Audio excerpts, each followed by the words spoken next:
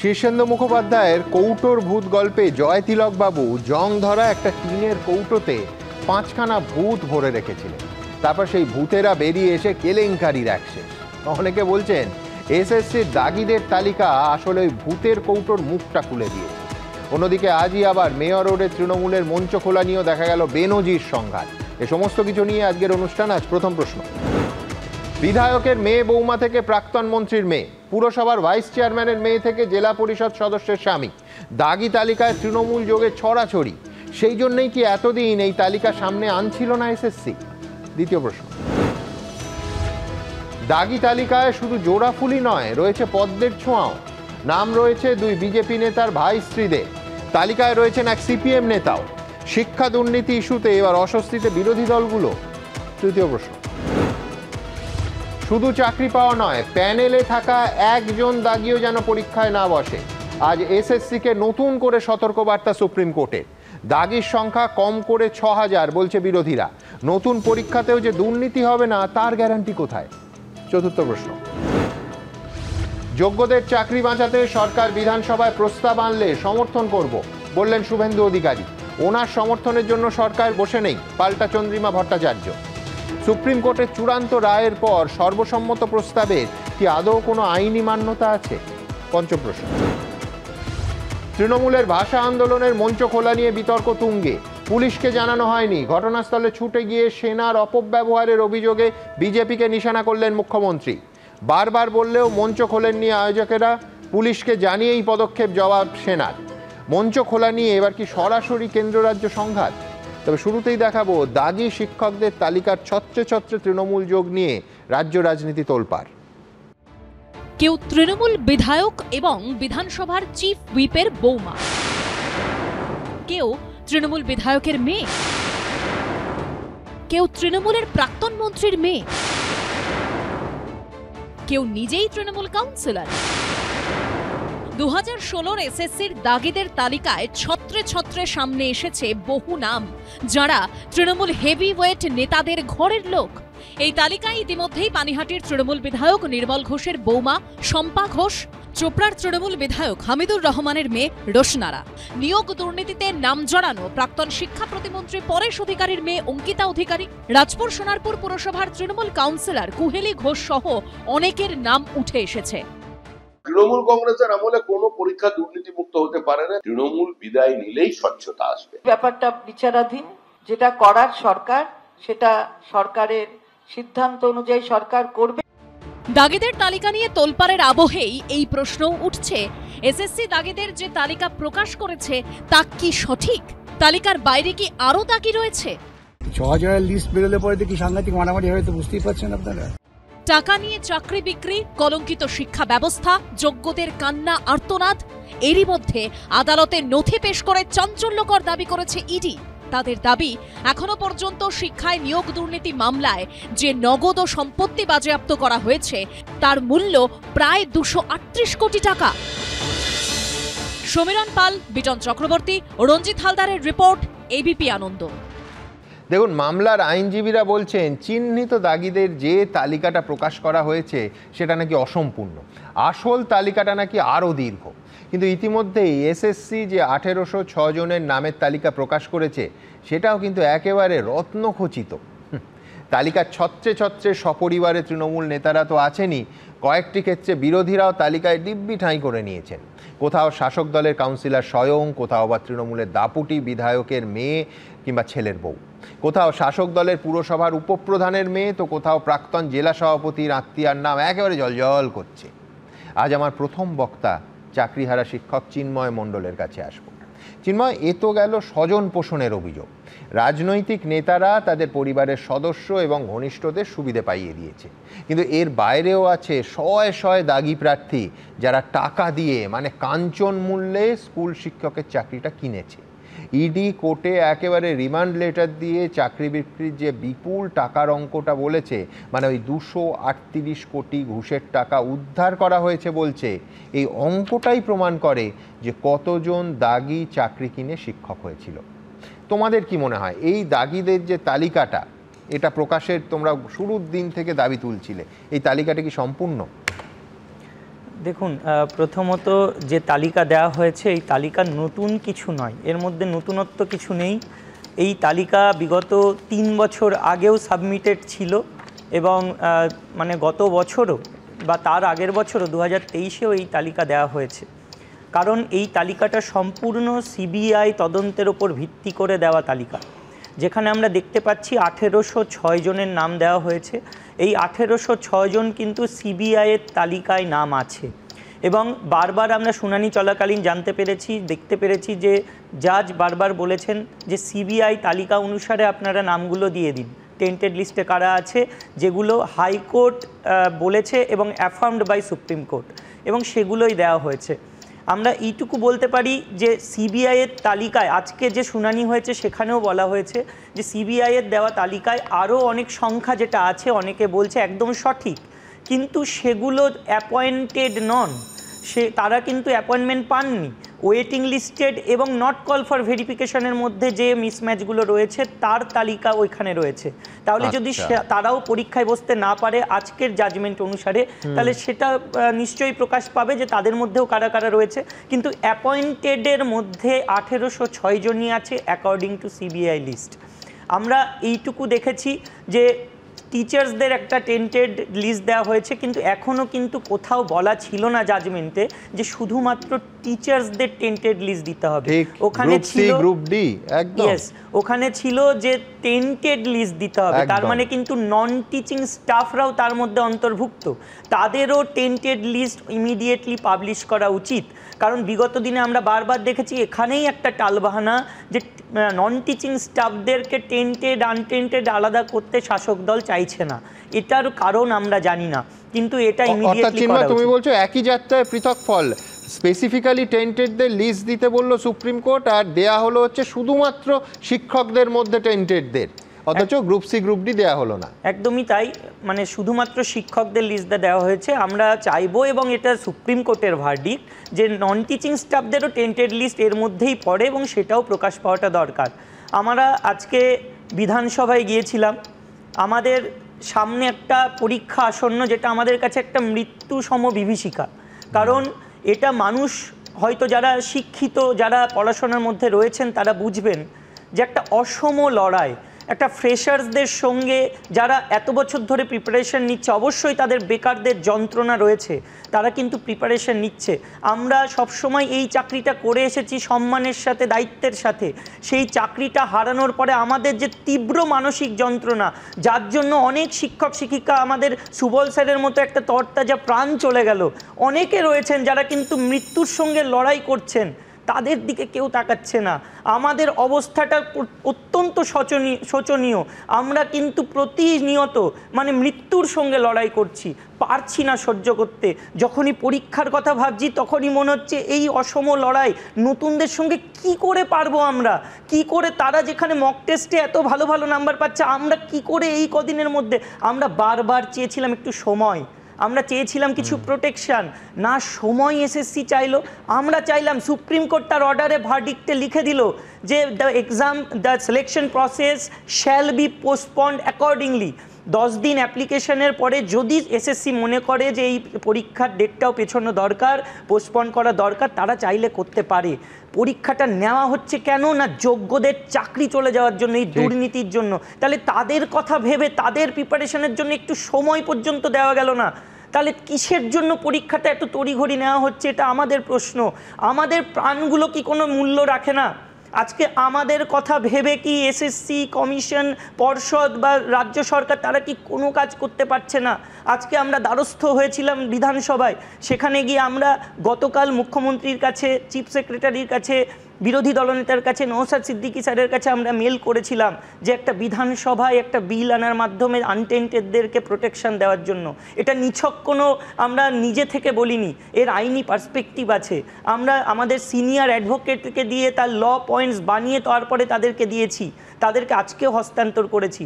আমরা আমি চিন্ময় যেটা বলছে আজ বিধানসভার অংশ, সেটা আসবো পরবর্তী অংশে, কিন্তু দু একটা জায়গায় ওর সঙ্গে আমি সম্পূর্ণ সহমত। এক হচ্ছে 2023-এ নয়, এই প্রক্রিয়ায় টেন্টেডদের তালিকার প্রক্রিয়া যেখানে ও শুরু করলো যে আরও আগে থেকে 2022-এর 29শে ডিসেম্বর থেকে এই তালিকা প্রকাশ শুরু হয় এবং তারপর এসএসসি সেই প্রকাশ লক্ষ্য করবেন সেখানে কিন্তু একেবারে স্পষ্টভাবে ক্যাটেগরি এবং স্কুলের নাম যেটাই শেষ তালিকায় রাতারাতি ভ্যানিশ হয়ে গেছে সেই স্কুলের নামও দেয়া ছিল। অর্থাৎ এই তালিকার সঙ্গে কেউ যদি শেষতম তালিকা মিলিয়ে দেখে এই ক্যান্ডিডেটদের স্কুলের নামটাও সে পেয়ে যাচ্ছে। কিন্তু এখানে সত্যিই তো যে একেবারে নতুনদের সঙ্গে যাদের প্রিপারেশন অনেকটা বেশি সেইখানে একসঙ্গে যাদের প্রতিদ্বন্দ্বিতা করতে হবে, একসঙ্গে পরীক্ষায় বসতে হবে, ইতিমধ্যেই একাধিক সহযাত্রীকে ওরা হারিয়েছে।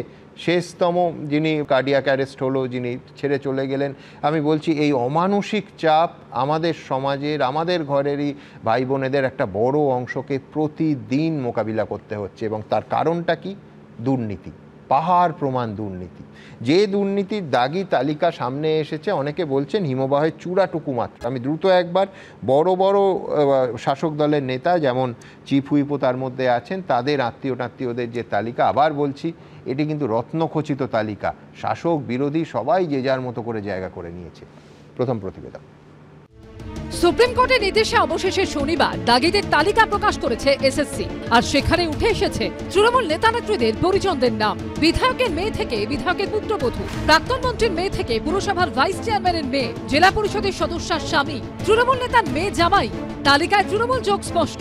এসএসসি প্রকাশিত দাগিদের তালিকায় 1269 নম্বরের নাম রয়েছে উত্তর 24 পরগনার পানিহাটির তৃণমূল বিধায়ক ও বিধানসভার মুখ্য সচেতক নির্মল ঘোষের পুত্রবধূ শম্পা ঘোষের। নৈহাটির মহেন্দ্র হাই স্কুলে জীবন বিজ্ঞানের শিক্ষিকা ছিলেন শম্পা ঘোষ। চাকরি দিয়েছেন সৌগত রায় থ্রু নির্মল ঘোষ, আর ওখানে একটা আছে কাউন্সিলর আছে আপনার নন্দমে, আর চেয়ারম্যান গুলো আছে। এটা তো একটা পার্ট আছে, এটা হলো এসএসসি। আরো এদের একটা পার্ট আসবে পূর্ণিয়োগ, যেখানে 62টা চেয়ারম্যানের জেল নিশ্চিত আছে। Law will take it own course. কোনো কাগজ এসে থাকে আমি চেক করে বলবো, তবে ম্যাটারটা হাইকোর্ট সুপ্রিম কোর্ট চলছে। হাইকোর্ট সুপ্রিম কোর্টের বিচারে সত্যতা বেরিয়ে আসবে, মিথ্যাও বেরিয়ে আসবে। এসএসসির দাগি তালিকার 104 নম্বরে নাম রয়েছে প্রাক্তন শিক্ষা প্রতিমন্ত্রী ও মেখলিগঞ্জের তৃণমূল বিধায়ক পরেশ অধিকারীর মেয়ে অঙ্কিতা অধিকারীর নাম, যিনি আবার বর্তমানে তৃণমূলের কোচবিহারের সম্পাদকের পদেও রয়েছেন। মেখলিগঞ্জের ইন্দিরা বালিকা বিদ্যালয়ের রাষ্ট্রবিজ্ঞানের শিক্ষিকা ছিলেন অঙ্কিতা। আগেই হাইকোর্টের রায় চাকরি বাতিল হয় তাঁর।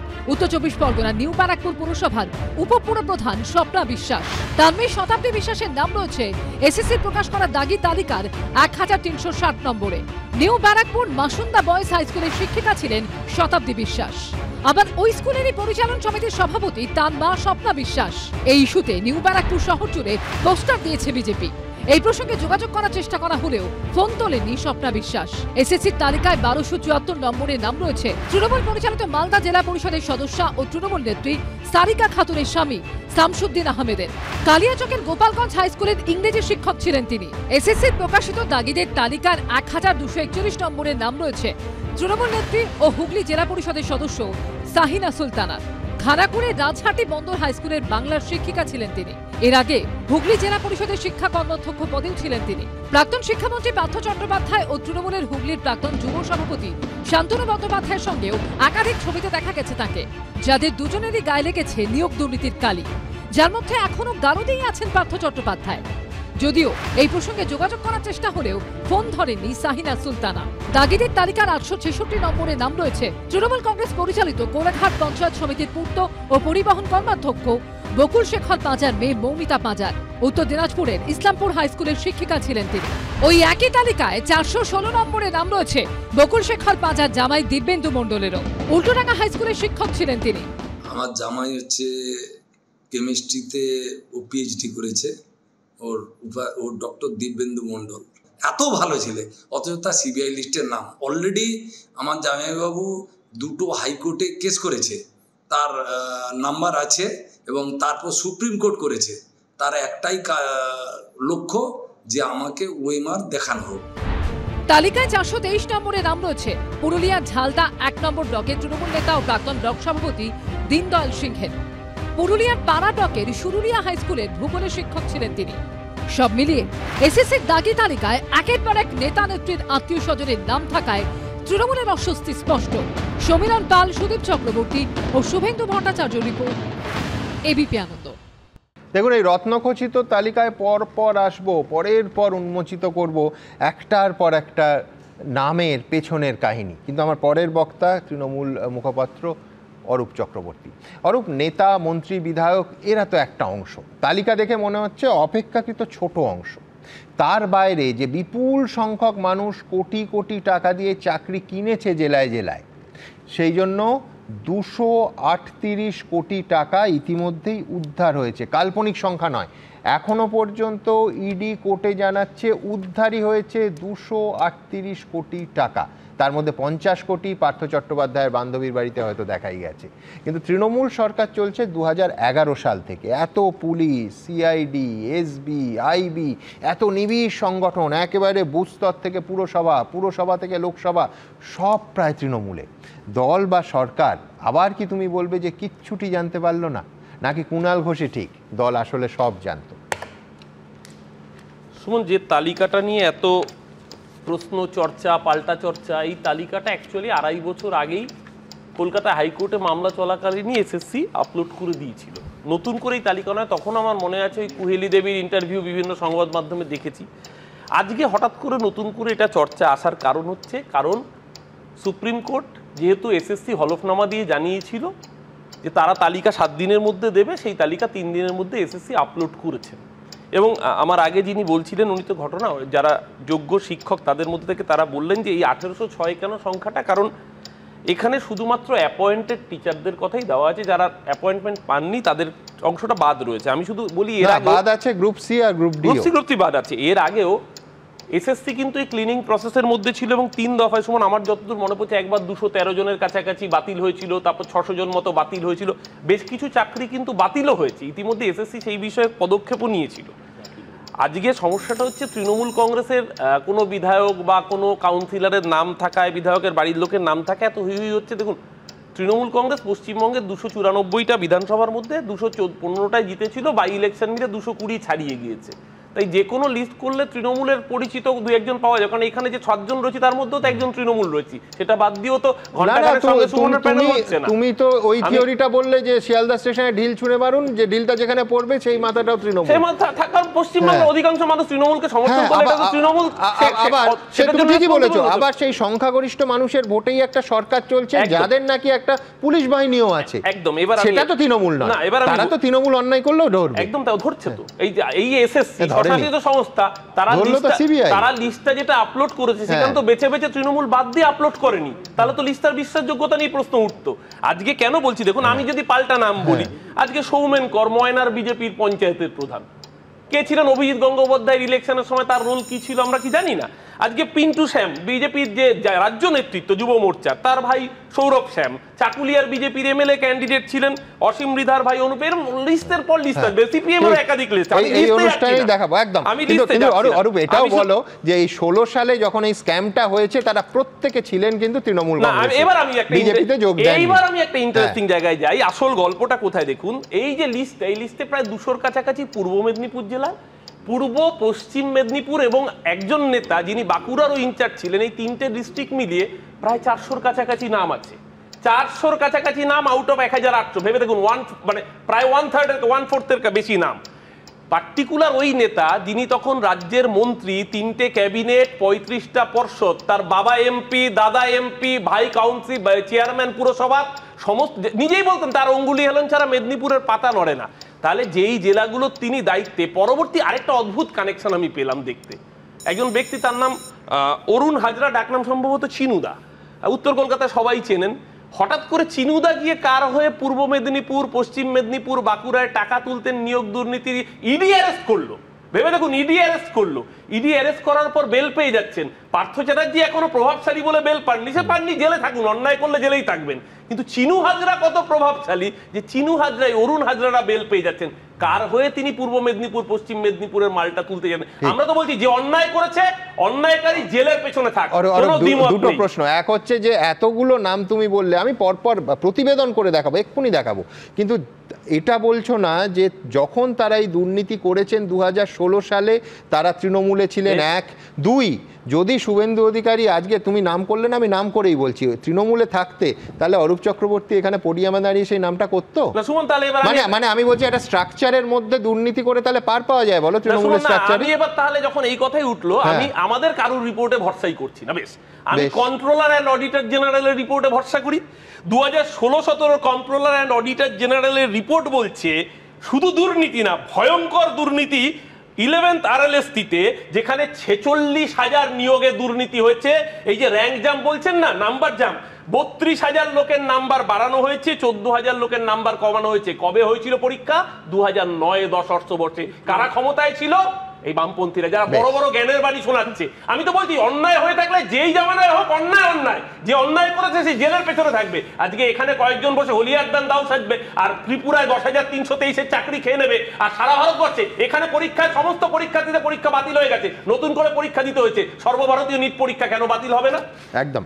আমি বলছি অরূপের সঙ্গে আমি একমত যে অন্যায় যে জামানাতেই হোক অন্যায় অন্যায়, কিন্তু আমার প্রশ্ন আরেকটু এগিয়ে, অন্যায় যে জামানাতেই হোক অন্যায়টা তো কেউ ধরবে, কেউ চোরগুলোকে ধরবে। আমি বলছি, বললো অরূপ সঠিকভাবে বলেছে যে ইডি অ্যারেস্ট করেছে। আমি বলছি অ্যারেস্ট ইডির এখতিয়ার অবধি গেল কি করে? তার আগেই তো আমি পরপর আপনাদের দেখাতে পারি, তার আগেই এই যে ধরুন এই তালিকা, মামা ভাগ্নে গ্রাম, সেই যে আপনাদের মনে থাকবে যে এবিপি আনন্দে উপেন বিশ্বাস একটা কার্যত বোমা ফাটালেন। কি বোমা? তিনি বললেন যে সৎরঞ্জন বলে একটা চরিত্র, সেই সৎরঞ্জনের নানা কীর্তি কাহিনী তিনি বললেন। তারপরে দেখা গেল গ্রেফতার হলো উত্তর 24 পরগনার, এই মুহূর্তে বোধহয় প্রেসিডেন্সি জেলে আছেন, জামিন পাননি, বাগদার মামা ভাগ্নে গ্রামের বাসিন্দা চন্দন মণ্ডল।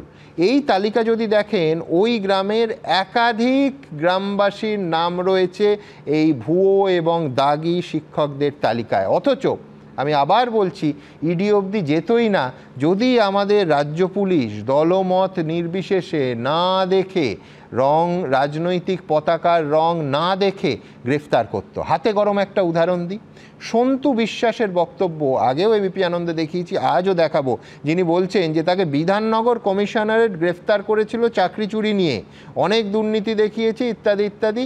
অর্থাৎ পুলিশের হাতে এই ব্যক্তিরা ধরাও পড়েছিলেন, তারপর তদন্ত এগোয় না, তারা ছাড়া পেয়ে যান, যার ফলে দুর্নীতি আজকে এই রকম একটা স্কেলে, সেখানে ইডি বলুন সিবিআই বলুন, এই তদন্ত করার আইনি অধিকারটা কোর্ট থেকে তাদের দেয়া হলো। এটা হতোই না যদি রাজ্য পুলিশ তাদের ন্যূনতম দায়িত্ব এবং কর্তব্যটুকু পালন করত। প্রমাণ চাই, প্রমাণ হচ্ছে 2022-এর 16ই জুন এই সৎরঞ্জনের তথাকথিত চন্দন মণ্ডলের প্রাক্তন গাড়ি চালক সন্তু বিশ্বাস কি বলেছিলেন। আমাকে বিধাননগর কমিশনার ধরেছিল এই চাকরির বিষয় নিয়ে, এরকম যে এরকম ওনার সঙ্গে দুর্নীতি দেখেছি আমি, দেখার পরে তার সাথে ওনার সঙ্গে আমার গণ্ডগোলের সঙ্গে আমি তার সঙ্গে ওনার পুরো কাজটা আমি ছেড়ে দিয়েছি। এই যে ওনাকে সিআইডি ধরে বলেছিল যে এরকম উনি চাকরি দেয়, ওনার পরে আমাকেও ধরেছিল সিআইডি, বছর 3-4 এই দেখুন আবার পুলিশের সমালোচনা করে ফেললাম। বিশ্বনাথ চক্রবর্তী বলছিলেন যে পুলিশের সমালোচনা করলে, ফিরাদ হাকিম বলছেন তারা নাকি ক্রিমিনাল, সুতরাং জানি না দেশদ্রোহী না ক্রিমিনাল কি একটা বলেছেন ববি হাকিম, আমি জানি না, পুলিশের সমালোচনা করলাম। কিন্তু এইখানে আমার পরের প্রতিবেদন দেখাবো যে শুধুমাত্র শাসক দল নয়, বিরোধীদেরও এই তালিকা খুঁজে দেখলে, দেখুন এই মুহূর্তে 2 দিন মাত্র তালিকা সামনে এসেছে, প্রত্যেকটা পরতে পরতে এর গভীরে আমরা যাব, কিন্তু এখনো পর্যন্ত নাম শূন্য তালিকা নয়, আর বিরোধী নাম শূন্য তো নয়। দেখুন পরের প্রতিবেদন। এসএসসি প্রকাশ করা চাকরিহারা দাগিদের তালিকায় তৃণমূল যোগের উদাহরণ ভুরি ভুরি। বিরোধীরা কটাক্ষ করে বলছে দাগির তালিকা বাঁচতে তৃণমূল উজ্জ্বল, কিন্তু দাগি কি শুধু তৃণমূলেই? এসএসসি প্রকাশিত তালিকায় খোঁজ মিলেছে বিজেপি সিপিএম নেতাদের আত্মীয়দেরও। যেমন দাগিদের তালিকায় 112 নম্বরে রয়েছে একটি নাম, অনুপ কুমার মৃধা, যিনি উত্তর দিনাজপুরের বিজেপির জেলা সম্পাদক অসীম কুমার মৃধার ভাই। ইসলামপুরের ধনতলা হাই স্কুলে শিক্ষকতা করতেন। 2016 সালের বিধানসভা ভোটে চাকুরিয়ার বিজেপি প্রার্থী ছিলেন অসীম কুমার মৃধা। বিচারাধীন বিষয়, এ ব্যাপারে কিন্তু কিছু বলার নেই। আমাদের আশা সুপ্রিম কোর্ট তার যোগ্য বিচার করে দোষীদের শাস্তি দেবে। দাগিদের তালিকায় 653 নম্বরে নাম রয়েছে বিজেপির বীরভূম সাংগঠনিক জেলার কোষাধ্যক্ষ সুরজিৎ সরকারের স্ত্রী লক্ষ্মী বিশ্বাসের। তিনি রামপুরহাটের কুসুম্বা হাই স্কুলের রাষ্ট্রবিজ্ঞানের শিক্ষিকা ছিলেন। একটা রাজনৈতিক চক্রান্ত, কোর্টের নির্দেশে বলা হয়েছে এটা প্রাতিষ্ঠানিক দুর্নীতি। তো এই সংক্রান্ত যা কিছু বিষয় তার দায় হচ্ছে এসএসসি এবং এই তৃণমূল সরকারের। কলঙ্কের ছিটে কি তাহলে বিজেপির গায়েও লাগলো? বিজেপি নেতারা তো আর চাকরি দেওয়ার ক্ষমতা রাখে না, বিজেপি নেতারা তো আর তালিকা তৈরি করে দিতে পারেনি। তো বিজেপির কোনো নেতার কোনো আত্মীয় যদি চাকরি পেয়ে থাকে তাহলে সরান সেখান থেকে, সেই নেতাকেও চিহ্নিত করুন, কিন্তু মনে রাখবেন সেই নেতা চাকরিটা দেননি। যারা টাকা দিয়ে চাকরি কিনেছিল তাদের শাস্তি হওয়া উচিত। দাগে নিয়ে তৃণমূলকে আক্রমণ করতে গিয়ে বিজেপিকে খোঁচা দিচ্ছে সিপিএম। যখন দুর্নীতি হয়েছে তখন তৃণমূল বিজেপি একসঙ্গে চাকে দেখেতেই দুর্নীতিটা করেছে, এদের মধ্যে কোনো পার্থক্য নেই। কিন্তু দাগিদের তালিকায় 1186 নম্বরে নাম রয়েছে সিপিএম নেতা বনগাঁ এরিয়া কমিটির প্রাক্তন সদস্য রিতেশ ঘোষের। সুপ্রিম কোর্টের অর্ডারকে ভুল ব্যাখ্যা করে ইচ্ছাকৃতভাবে এসএসসি এই যে কাজটা করেছে এর বিরুদ্ধে আমরা আইনি পদক্ষেপ নেব এবং যতদূর যেতে হয় আমরা যাব। আজকে এসএসসির ভুলের জন্য আজকে এই অবস্থা হয়েছে। এই নিয়ে শুরু হচ্ছে তরজা। খুঁজে টুজে পাওয়া যাচ্ছে না, সিপিএম আমি জানি না কাউকে একটা আবার সাজিয়ে গুজিয়ে দাঁড় করিয়েছে কিনা বলতে পারবো না। এই শিফটিং, এই অপরাধ, এর দায়িত্ব তৃণমূলের। আপনি কোথায় কাকে কে কি খুঁজে বার করছেন আমার কাছে আদৌ কোনো বিষয় নয়। তৃণমূলের নেতারা কেউ কেউ বলছেন তারা কেউ ওই তিনের মধ্যে পড়ে না। এটাও হতে পারে যে তৃণমূলেরই একজনকে বাঁচাতে আরেকজনের ঘাড়ে ফেলে দিয়েছে। সিপিএম ধোয়া তুলসী পাতা সেজে জ্ঞান দেবে, নতুন প্রজন্মকে মিসলিড করবে। বিজেপি ব্যাপক কেলেঙ্কারি আর চারপাশ একদম 12টা বাজিয়ে দিয়ে এসে এখানে জ্ঞান দেবে, এটা হতে পারে না। আবার বলছি, একজনও যদি অনিয়ম করে থাকেন, আমরা জাস্টিফাই করছি না, আমরা ডিফেন্ড করছি না, কিন্তু তার মানে এই নয় যে সিপিএম বিজেপি তারা সাধু সেজে এই জ্ঞানটা দিয়ে যাবে। কলঙ্ক বনাম কালির ছিটে, এই নিয়েই এখন লড়াইয়ে ব্যস্ত তৃণমূল, বিজেপি, সিপিএম। সুদীপ চক্রবর্তী, ভাস্কর মুখোপাধ্যায় ও সমীরণ পালের রিপোর্ট, এবিপি আনন্দ। আমি তরুণ জ্যোতির কাছে ঠিক উল্টো দিক থেকে আসব। আমার এই তালিকা দেখে মনে পড়ে গেল বামফ্রন্ট আমলের শেষের দিকের আরেকটা তালিকার কথা। একেবারে বামফ্রন্ট আমলের শেষের দিক, সরকারের কাছে বিশেষ সুবিধে নিয়ে নিউ টাউনে কারা কারা জমি পেয়েছেন সেই তালিকা একটা সবুজ ফোল্ডার সবগুলোর ওপরে আছে, সবুজ ফোল্ডারে সেই তালিকা প্রকাশ হলো। দেখা গেল যে শাসক দলের আত্মীয় ঘনিষ্ঠদের পাশাপাশি ইনফ্যাক্ট সেই তালিকায় অপেক্ষাকৃত ছোট দিব্যি জমি বাগিয়ে নিয়েছেন তৎকালীন বিরোধী দলগুলোর অনেক হেভিওয়েট, সেই তালিকাই বরঞ্চ দীর্ঘ। তখন বিজেপি অবশ্য রাজ্য রাজনীতিতে আজকের জায়গায় ছিল না, কিন্তু দাগিদের এই তালিকায় তরুণ তোমাদের উত্তর দিনাজপুরের বড় এক নেত্রীর নাম দেখছি, আরেকজন দেখছি বীরভূমের বিজেপি নেতা স্ত্রী, দাগি তালিকা একবার জলজল করছে সেই নাম। আবার বিজেপি প্রার্থীর ভাই বোনেদের নাম ধাম তো আছেই। তাহলে কি সেই প্রবাদটাই সত্যি যে সব পাখি মাছ খায় আর দোষ হয় মাছরাঙার, মানে অরূপদের? সুমনদা, প্রথমেই আজকে একটা একটা গৌরবের দিন, গৌরবের সূচনা হয়েছে, দারুণ অধ্যায়। তো আমি তো ভেবেছিলাম স্টুডিওতে যখন আসবে অন্তত এবিপির তরফ থেকে সবাইকে মিষ্টি খাওয়ানো হবে। পশ্চিমবঙ্গ যখন ভালো কিছু করে আমরা তো গৌরবটা নিই, তাই না? মমতা বন্দ্যোপাধ্যায়কে ধন্যবাদ জানান, তার আমলে তিনি এমন একটা টাইম আনলেন চাকরি পাওয়ার লিস্ট বেরোলো না, চাকরির চোরদের লিস্ট বেরোলো। এই বিরল জিনিস তো ভারতবর্ষের ইতিহাসে নেই। মমতা বন্দ্যোপাধ্যায়ের নাম পশ্চিমবঙ্গের ইতিহাস যতদিন থাকবে ইতিহাসে স্বর্ণাক্ষরে লেখা হয়ে গেল, নামটা থাকবে তার। আজকে মমতা বন্দ্যোপাধ্যায়কে আমার মুখ্যমন্ত্রী হিসাবে একটা অনুরোধ করছি, বিরোধিতা থাকবে পরে আসছি আমি। দেখুন, তৃণমূল কোনো প্রমাণ ছাড়া চুরি করে না। আমার বিশ্বাস ওএমআরগুলো আছে, আমার বিশ্বাস ওএমআরগুলো যদি আজকেও থাকে সব বিরোধিতা ভুলে তৃণমূলের লয়ারদের আমরা দেখে নিয়েছি, আমাদের লয়ার যে কটা বিরোধী দলের লয়ার আছে সবাই মিলে সাহায্য করবে, সবাই সাথে যাবে। বলবো এই ওএমআরগুলো 30 লক্ষ ওএমআর, এরা জেনুইন না মমতা বন্দ্যোপাধ্যায়ের দিক। কারণ অ্যাফেক্টেড সুমনদা 26,000 নয়, অ্যাফেক্টেড 26,000-এর 4 জন করে পরিবার নয়, অ্যাফেক্টেড 30 লক্ষ ইন্টু 4 মানে 1,20,00,000 মানুষ। তাদের পাশে দাঁড়ানোর জন্য মমতা বন্দ্যোপাধ্যায় বলুক। একদম ঠিক, যে ওএমআর গুলো আছে তুমি এত নিশ্চিত হলে কি করে? এই তালিকায় যাদের নাম দেখছি দাগি তালিকায়, তারা বলেছে তোমার দলের যারা? খুব সিম্পল হিসাব, এই মমতা বন্দ্যোপাধ্যায়কে তো ভরসা করি। মমতা বন্দ্যোপাধ্যায়ের কাছে যখন চিঠি লেখা হয়েছিল যে পার্থমানিক দুর্নীতি করছে, সে চিঠির কপি যদি পার্থর বাড়ি থেকে পাওয়া যায়, এই ওএমআর-এর কপি আছে। নাহলে কুণালদাকে জিজ্ঞেস করতে পারেন সুমনদা। আমি অনুরোধ করবো আপনাকে এই শো থেকে কুণালদাকে একটা ফোন করুন, কুণাল ঘোষকে। আপনার শোয়ে এসেই তো বলেছিল না, তিনি যখন জেলে ছিলেন, এক প্রেজেন্ট মন্ত্রী, জেলে নয় কিন্তু সে এখনও মন্ত্রিসভায় আছেন, তিনি ম্যানেজ করছিলেন পুরো বিষয়টা। তা আজকে তো সুযোগ আছে, জিজ্ঞেস করুন কুণালদাকে নামটা কি, নামটা বলে দিক, অন্তত তার কাছে ওএমআর-এর কপিটা থাকবে। সুমনদা, সবে তো খাতা খোলা শুরু হয়েছে, মুখ্যমন্ত্রী কিছু জানেন না, যার যার দায়। আমি এটা মনে করাই, গ্রুপ সি তো খোলেনি এখনো না, গ্রুপ সির কপি তো কোর্টে জমা হয়েছিল। কুণাল ঘোষ প্রসঙ্গে একটাই বলি তরুণ, বাড়তি সময় দেবো তোমায়, সেটা হচ্ছে যে সিবিআই এই তো প্রকাশ্যে 1.5 বছর হয়ে গেছে ওই সাক্ষাৎকারের, সিবিআই প্রকাশ্যে জানার ইচ্ছে থাকতো কুণাল ঘোষকে ডেকে জিজ্ঞেস করা যেত কে সেই মন্ত্রী। হলিয়ার দেন দাও যদি যে সেজে বেড়াচ্ছে আরজি কর ইনসিডেন্টের পর সিবিআই অফিসে গেছিল কাগজ ফাগজ জমা দিতে, তিনি একবার যান না, গিয়ে বলে আসুন, কানে কানে বলে আসুন, আস্তে করে আলতো করে, যে এই মন্ত্রীর নামটা না এটা তদন্তের জন্য সিবিআই অপেক্ষা করে যে কে আসবে। সেকেন্ড সুমনদা, এই আমি যেটা বলছিলাম গ্রুপ সি যখন খুলবে না আরো নাম বেরোবে। একটা মহান স্টুডেন্ট আছে, সে ওএমআর এ তার মার্ক ছিল 7, তার করা হয়েছিল 55, 48 নম্বর গ্রেস দেওয়া হয়েছিল। তার বাবা মাকে জিজ্ঞেস করা হয়েছিল আপনার মেয়ে এরকম করেছে, বাবা মা বলেছে আমার মেয়ে তো মানসিকভাবে রোগী, চিকিৎসায় আছে, তার চিকিৎসা চলছে, সে পরীক্ষা দিয়েছে আমি জানি না। মেয়েটার নাম জানো? মেয়েটার নাম হচ্ছে বৃষ্টি মুখার্জি। কে বৃষ্টি মুখার্জি? মুখ্যমন্ত্রী মমতা বন্দ্যোপাধ্যায়ের মামাতো ভাইয়ের ছেলে। কথাবার্তা বলছে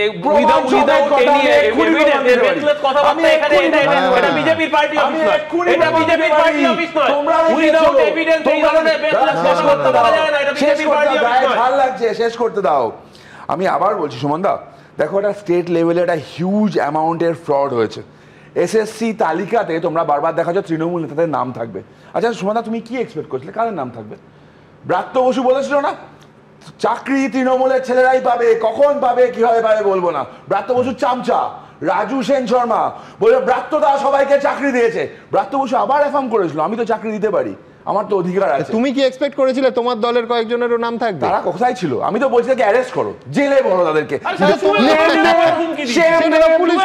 তুমি দলের তরফে কি করেছো? Name them shame them. আমি আবার বলছি নেম দেম শেম দেম। যারা চাকরি চুরি করেছে, যারা চাকরি চুরি সুবিধা পেয়েছে, যারা চাকরি বিক্রি করেছে, সমান তো সেই ছেলেটা এখানে বসে আছে, কল্যাণীর ছেলে, কল্যাণী সাধারণ পরিবারের একটা ছেলে, একদম স্কুলে পড়াতো। আমি বলছি তুমি বলছো নেম দেম শেম দেম, ও বলছে পুলিশ ধরবে, সিবিআই ধরবে, ইডি ধরবে, মধ্যখান থেকে চিন্ময়দের জীবনটা বরবাদ হয়ে গেল। আমি এইখান থেকে আমার পরের প্রতিবেদনে যাব, সেটা হচ্ছে আরেকটা। আমি বলছি একটা দুটো প্রতিবেদনে তো হবে না, দিনের পর দিন এই প্রতিবেদন আপনাদের সামনে রাখতে হবে, যেভাবে একটা নামের পেছনে এতগুলো গল্প, সন্দেহ বা সংশয় থাকছে। দেখুন, এসএসসি যে তালিকা প্রকাশ করেছে তার বাইরেও আরো দাগি রয়েছে কিনা এই প্রশ্ন ইতিমধ্যে জোরালোভাবে উঠতে শুরু করেছে। কিন্তু এরই মধ্যে যে তালিকা এখনো অবধি প্রকাশিত হয়েছে তাতেই চরম অস্বস্তিতে পড়েছে তৃণমূল। তার কারণ দক্ষিণবঙ্গ থেকে শুরু করে উত্তরবঙ্গ তৃণমূলের বিধায়ক নেতা নেত্রীদের ছেলে মেয়ে আত্মীয় স্বজনদের নামের ছড়াছড়ি। শনিবার রাত 8টা নাগাদ প্রথম তালিকার পর গভীর রাতে আরো দুজনের নামের তালিকা প্রকাশ করে এসএসসি, যেখানে 1 নম্বরে নাম রয়েছে রোশনানা বেগমের, যিনি চোপড়া তৃণমূল বিধায়ক হামিদুল রহমানের মেয়ে। কালীগঞ্জ হাই স্কুলের ইংরেজি শিক্ষিকা ছিলেন তিনি। বলার কি আছে, আমার ভেরিফাই করবে, ভেরিফাই করে দেখবে যেটা লিগ্যাল হয় সেটা করবে, এতে বলার কি আছে আমার। এসএসসি প্রকাশ করা দাগিদের তালিকায় 878 নম্বরে নাম রয়েছে তৃণমূল পরিচালিত উত্তর 24 পরগনার বাগদা পঞ্চায়েত সমিতির সভাপতি সুদেবী মণ্ডলের মেয়ে মৌসুমী মণ্ডলের। আমার মেয়ে জেনুইন ভাবে পরীক্ষা দিয়ে তার যোগ্যতায় চাকরি পেয়েছে, তবে এইটা আমি বলতে পারি আমার মেয়ে যোগ্যতায় চাকরি পেয়েছে। ঘটনাচক্রে এই বাগদারি মামা ভাগ্নে গ্রামের বাসিন্দা চন্দন মণ্ডল, যার বিরুদ্ধে টাকা নিয়ে চাকরি বিক্রির অভিযোগ রয়েছে। এসএসসির প্রকাশিত চাকরিহারা দাগি শিক্ষকদের তালিকায় 988 নম্বরে নাম রয়েছে রাজারহাটের তৃণমূল নেতা পরিমল মণ্ডলের। পরিমল মণ্ডলের স্ত্রী সুজাতা মণ্ডল তৃণমূল পরিচালিত রাজারহাট পঞ্চায়েত সমিতির সহসভাপতি। দাগি শিক্ষকদের তালিকায় 586 নম্বরে নাম রয়েছে তৃণমূল নেতা পরিমল মণ্ডলের বোন কাবেরী মণ্ডলেরও। দুজনের সঙ্গে যোগাযোগের চেষ্টা করা হলেও কাউকেই ফোনে পাওয়া যায়নি, বাড়িতে গিয়েও কারো দেখা মেলেনি। চাকরি চলে গেছে, তো কাবেরীরও চলে গেছে, কাবেরীর ভাইরও চলে গেছে। হ্যাঁ। তালিকা 218 নম্বরের নাম রয়েছে দক্ষিণ দিনাজপুরের তপনের তৃণমূল পরিচালিত আউটিনা পঞ্চায়েতের অঞ্চল সভাপতি রাহুল মুখোপাধ্যায় শ্রী বেবি বিশ্বাসের। এটা এসএসসি চেয়ারম্যান নিজে দেখবেন স্বীকারোক্তি দিয়েছে, আমাদের কিছু টেকনিক্যাল ফল্ট হয়েছে, যেটা 1-2 নাম্বার তার মধ্যে এটা আছে। এটা টেকনিক্যাল ফল্টের কারণে এদের এই নামটা আছে 33 জনের।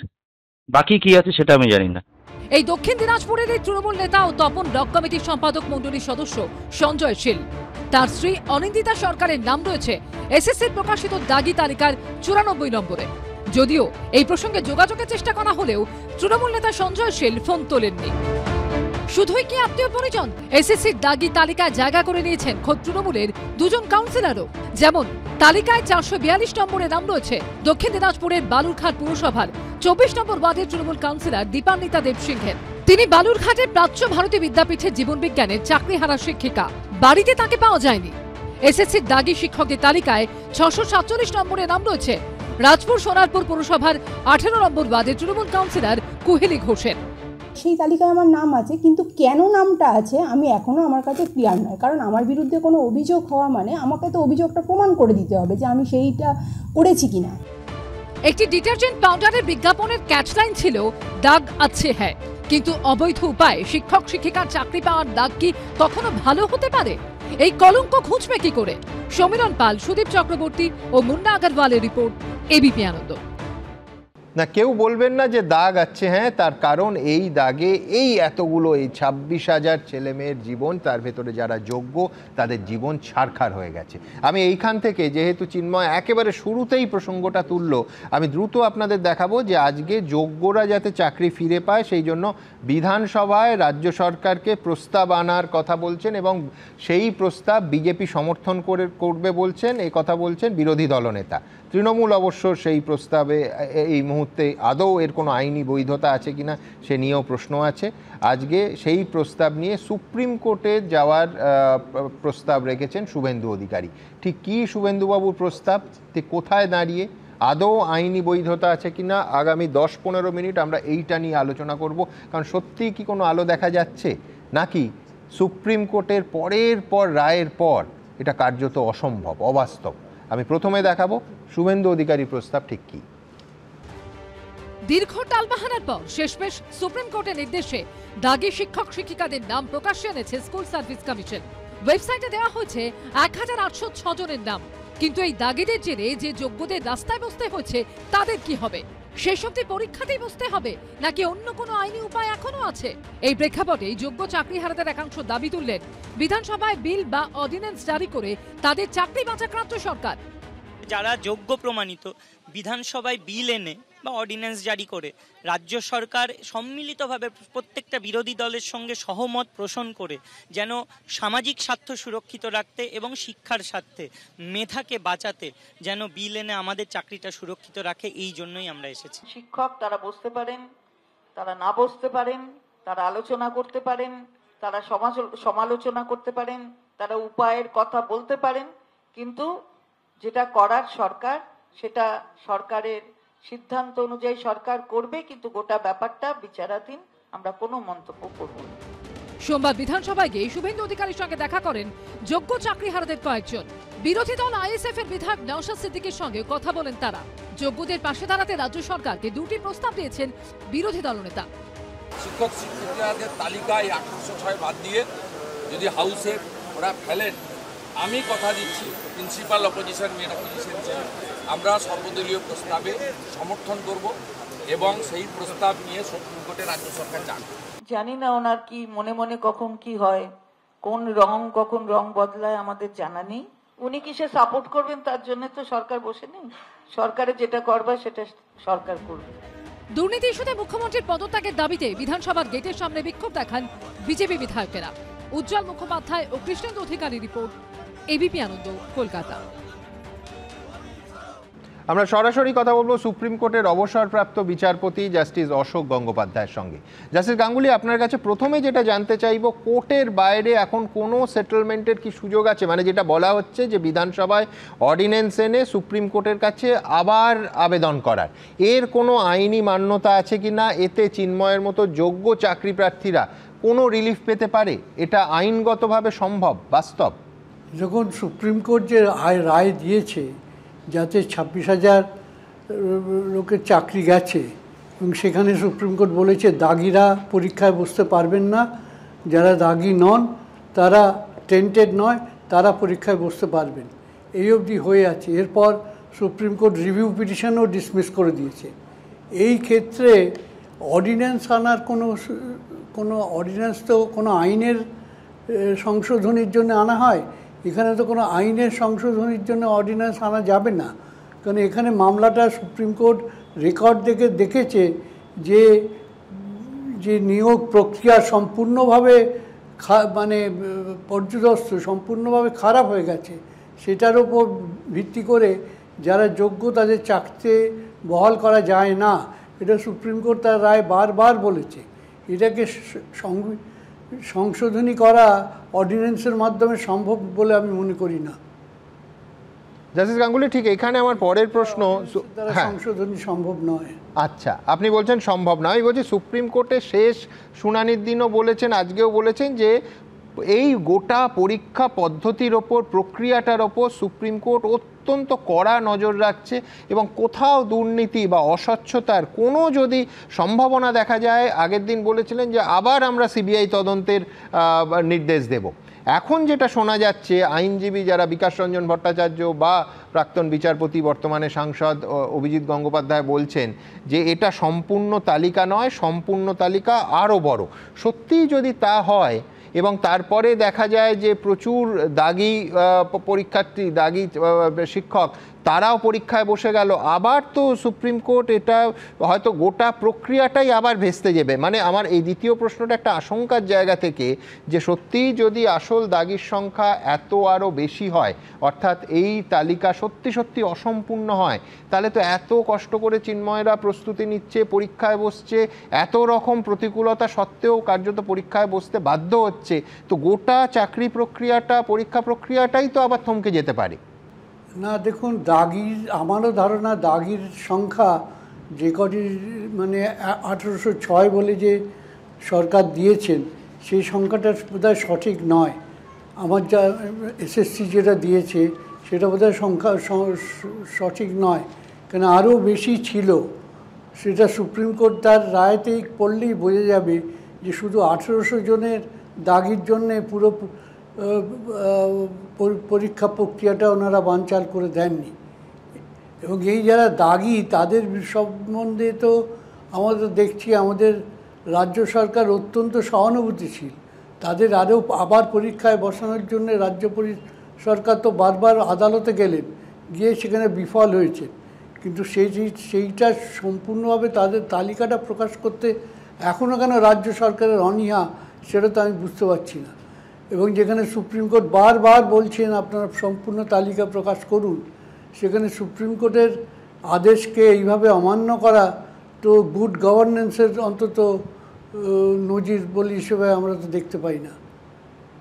সুপ্রিম কোর্টের থেকে মান্যতা দেওয়াটা তো সরকারের অবশ্যই কর্তব্য। আর মানে আমাদের সংবিধানের 144 ধারা অনুযায়ী পরিষ্কার বলা আছে যে সমস্ত authority should act in add of the supreme court. সেখানে এইভাবে সুপ্রিম কোর্টের অর্ডারের পাশ কাটিয়ে যাওয়ার চেষ্টা করা, এটা কিন্তু খুব অন্যায় হচ্ছে। এবং আমার আশঙ্কাটা যে পরে যদি দেখা যায় যে আসলে তালিকা দীর্ঘ, অর্থাৎ সেই তালিকা প্রকাশ না হওয়ার সুযোগ নিয়ে দাগিরা পরীক্ষায় বসে গেল, বেশ কিছু সংখ্যক দাগি, সুপ্রিম কোর্ট তো আবার পরীক্ষা প্রক্রিয়াটার ওপরই একটা স্থগিতাদেশ বা আবার একটা সিবিআই তদন্ত, যেরকম স্বয়ং বিচারপতি বলেছেন যে সেই রকম আরেকটা তদন্তের আদেশ দিলেই তো গোটা প্রক্রিয়াটা আবার স্থগিত হয়ে যাবে। না না, তাহলে সাধারণ মানুষ দেখবেন যে দাগিদের জন্যে আমাদের সরকার কিভাবে উঠে পড়ে লেগেছেন দাগিদের বাঁচানোর জন্য। এটা তো সরকারের মুখ পুড়বে বলে ওই কিছু ভালো হবে বলে মনে হয় না। সুপ্রিম কোর্টের বারবার নির্দেশ সত্ত্বেও যদি সরকার এইভাবে দাগিদের ঘুরপথে এনে পরীক্ষায় বসিয়ে দেন, তাহলে তো সেটা আদালত অবমাননার সমান হবেই, নিশ্চয়ই হবে।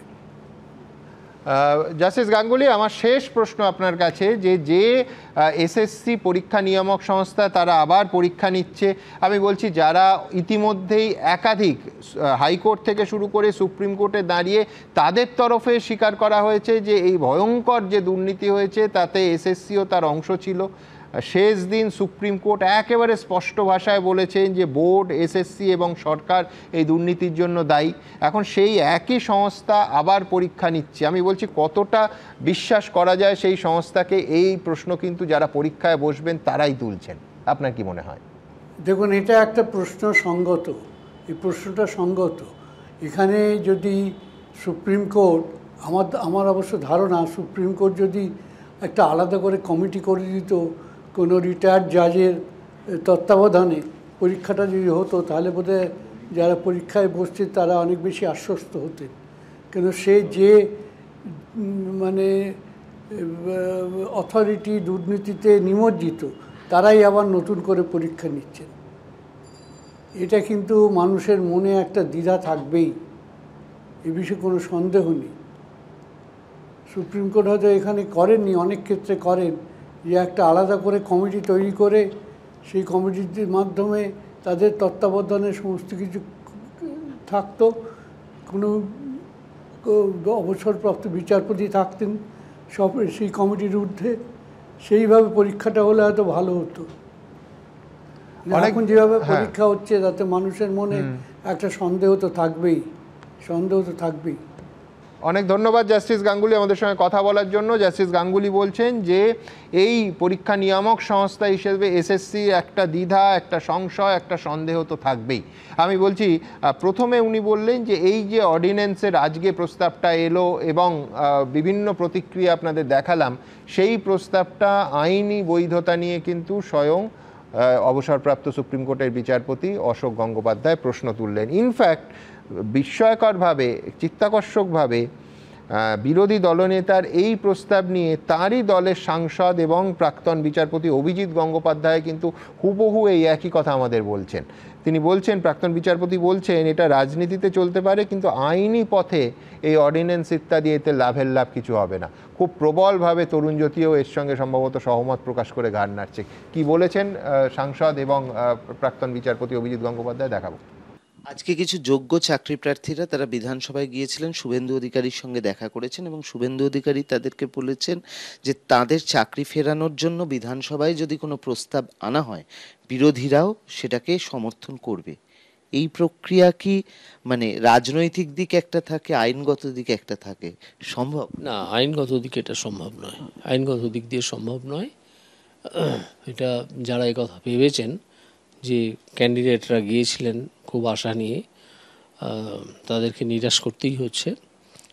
আর রাজনৈতিক আন্দোলন তো সবসময় চলতেই পারে, যে যারা সৎভাবে চাকরিটা পেয়েছে তাদের চাকরিটা কেন যাবে। বিশেষ করে সুপ্রিম কোর্ট যেহেতু ইন্ডিকেট করে দিয়েছে যে পুরো পরীক্ষা ব্যবস্থাটাতেই এমন একটা দুর্নীতি ছিল, এমন সব ইরেগুলারিটি ছিল যে এই পরীক্ষা ব্যবস্থাটাকেই আর টিকিয়ে রাখা যায় না, সেই জন্যই সকলের চাকরি গেছে। তাই সকলকে আবার পরীক্ষায় বসতে হবে। দেখুন, আগেই আপনাদের বললাম যে প্রাক্তন বিচারপতি অভিজিৎ গাঙ্গুলি, আজ বিকাশ রঞ্জন ভট্টাচার্যও বলছিলেন যে দাগিদের সংখ্যাটা ন্যূনতম ৬,০০০।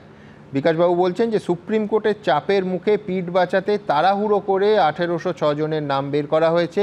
বিকাশবাবু তার সঙ্গে যোগ করছেন যে তৃণমূল আর বিজেপি একসঙ্গে চা খেতে খেতে দুর্নীতিটা করেছে। আচ্ছা, সে তো বুঝলাম, কিন্তু তালিকা তো নাম শূন্য নয়, বাম শূন্যও নয়। তার কারণ, আমার পরের বক্তা সায়নদীপ মিত্রর কাছে যাব, যে বনগাঁর এরিয়া কমিটির প্রাক্তন সদস্য সিপিএম নেতার নাম রয়েছে, তার আগে এসএফআই করতেন। ৪৮ ঘন্টার মধ্যে এই দ্রুত এরপরে নিশ্চয়ই আরও কিছু নাম বেরোতে পারে। আমি বলছি যে অর্থাৎ এরকম কি বুঝবো সায়নদীপ, যে যার সুযোগ মতো তৃণমূল কংগ্রেস রাজ্য চালাচ্ছে, তারা শাসক দল, সংখ্যাটা বড়, বিজেপি অপেক্ষাকৃত প্রধান বিরোধী দল, তার সংখ্যাটা কম, বামেদের আরও কম, কিন্তু এই টাকা দিয়ে বিক্রির অর্থাৎ একেবারে স্পেসিফিক্যালি টেন্টেড দাগিদের তালিকায় বাম নেতারাও তো জায়গা করে নিয়েছেন।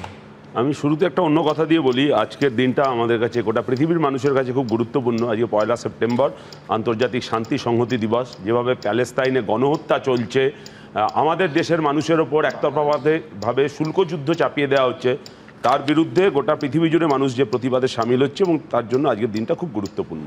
এবার আমি আজকের যা বিষয় সেই বিষয়ে আসি।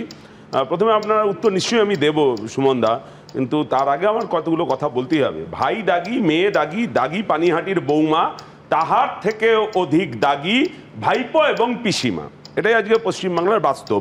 টিএমসি, তৃণমূল কংগ্রেস মানেই দাগি, বাকিদের কথা আমি এখনই বলতে পারবো না। অরূপের সঙ্গে আমি একমত, সব তৃণমূল চোর নয়, কিন্তু সব চোর তৃণমূল, এটা কোনো সংশয় নেই। প্যান্ডোরার বাক্সের কথা বলছিলেন, আখ নিংড়ে যেরকমভাবে রস বার করা হয়, তেমনি তৃণমূল নেতাদের থেকেই চাকরি বিক্রির টাকা নিংড়ে বার করতে পারলেই প্যান্ডোরার বাক্সগুলো আসল খুলবে।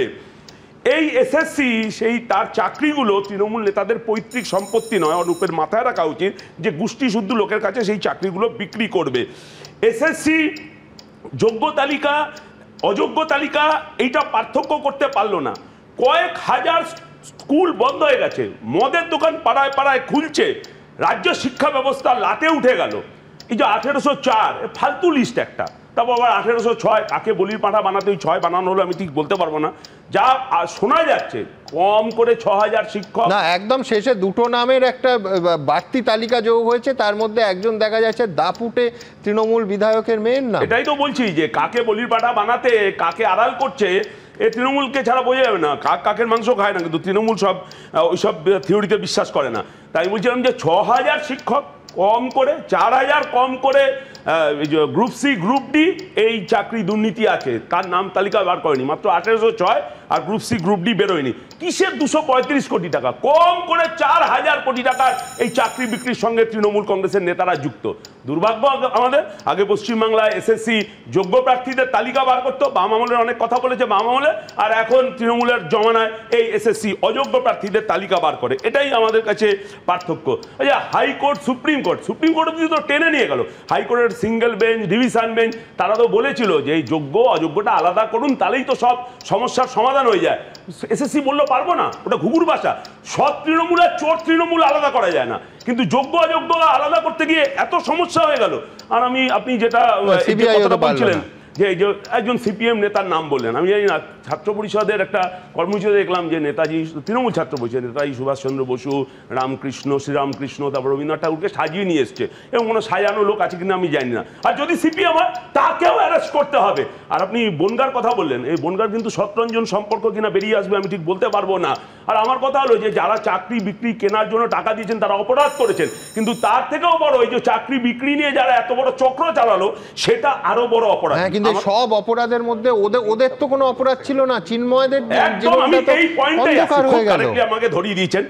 এসএসসি এবং তার সরকারের সব দুর্নীতি এবং তার অযোগ্যতার দায় নিতে হচ্ছে এই যোগ্য শিক্ষকদের। কেন যোগ্য শিক্ষকরা তারা আবার নতুন করে এই প্রতিযোগিতায় বসে পরীক্ষা দিয়ে নিজের যোগ্যতা প্রমাণ করতে হবে, এবং কি কি অসুবিধা চিন্ময় মণ্ডলরা অলরেডি সেটা বললো। আমি বলছি অর্ডিন্যান্স, আমি জানি না আইনের ব্যাপারে আমি বলতে পারবো না, কিন্তু এসএসসি বা সরকার যদি হলফনামা দিয়ে বলতো যে এরা টেন্টেড, এদের থেকে ঘাট দিয়ে আদায় করে যা সুপ্রিম কোর্টের নির্দেশ আমরা টাকা আদায় করব, আর এরা একই হলফনামা দিয়ে যদি সরকার সুপ্রিম কোর্টে বলতো এরা যোগ্য, এদের চাকরি থাকবে, দয়া করে তার ব্যবস্থা করুন, আমরা এই যোগ্য ছেলে মেয়েদের চাকরি নিচ্ছি, শুধু এই হলফনামা দিলেই তো সমস্যাটা মিটে যেত। আর আমি বলছি 8500 সিবিআই এই সংখ্যাটা বলেছিল। এখন এই যে বিজেপির উত্তর দিনাজপুরের নেতা, বীরভূমের নেতা, এইসব নাম বেরোচ্ছে বলে যেটা এসএসসি দিতে পারে সেই তালিকাটা কেন সিবিআই তদন্ত করে দিতে পারছে না, এবং যারা এই চাকরি বিক্রির সঙ্গে যুক্ত এই কয়েক হাজার কোটি, শেষ করবো, কয়েক হাজার কোটি টাকা দুর্নীতির সঙ্গে সেই তালিকাটা কেন এসএসসি দিতে পারছে না? যে আমি কালীঘাটের কাকুকে যেমন খুঁজে পাওয়া যায় না তেমন কি পাওয়া যাচ্ছে না, এখানেও কি সেটিং জিন্দাবাদ? আমার প্রশ্ন হলো দুজনের। কালীঘাটের কাকু বললো, আমি আলিমুদ্দিনের কাকিমাদের কথা বলি। আলিমুদ্দিনের কাকিমারা কিন্তু পশ্চিমবঙ্গ রাজ্য লটারিতে চাকরি করতেন, আমি নাম বলছি না, বললে পরে সমস্যায় পড়বে। বৃষ্টি মুখার্জি নাম আমি ঠিক জানি না, কথা বৃষ্টি মুখার্জি কি নামটা বলে দিও, হোটেল ছিল তাতে বৃষ্টি মুখার্জির নাম কি বলে দিও, মাঝখানে বলতে হচ্ছে। আমি শুধু সুজন বাবুর পরিবারের 16 জনের নামও বলতে পারি, আমি সেই প্রশ্নে যাচ্ছি না। যখন ক্ষমতায় ছিল তখন সিপিএম এই ছিল, আর যখন ক্ষমতায় নেই, কদিন আগে আমরা ওই ম্যাঙ্গো নিয়ে আলোচনা করছিলাম না কসবা কলেজে ঘটনার পরে, সিপিএম তো ক্ষমতায় নেই, এখন আমবাগানে চলে গেছে। সপ্তাহে 7 দিন 7টা সিপিএম এর নেতা,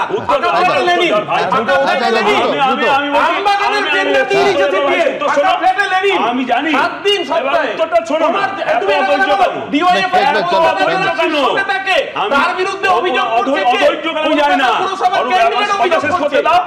আমি জানি চোর ডাকাতরাও ভগবানের নাম নিয়ে পাপে প্রায়শ্চিত্ত করতে চায়। সুজন চক্রবর্তী, বুদ্ধদেব ভট্টাচার্য, বিমান বসুর নাম নিয়ে পাপে প্রায়শ্চিত্ত করতে চাইছিল না, আমি বলতে যাবো না, আমি সেই তর্কের মধ্যে যেতে যাই না। না, আমার একটা উত্তর দিতেই হবে। ওই যে বলেছিল যে বাম জমানায় সিএজি রিপোর্ট, ইন্টারনাল এই যে রিক্রুটমেন্ট সিস্টেম যেটা এসএসসি 2009 থেকে চালু করেছিল 2017 পর্যন্ত সিএজি বলেছিল যে তার সম্পর্কে একটা তদন্ত করে রিপোর্ট দেওয়ার কথা। এই তৃণমূলের গভর্নমেন্ট এমন ভাবে, যেটা বামফ্রন্ট আমলে ছিল 3 বছর তথ্য সংরক্ষণ করতে হবে, 6 মাসের মধ্যে ওই তথ্যগুলোকে কোথায় আলমারি সিএজি রিপোর্টে 35,000 নম্বর বাড়িয়েছো।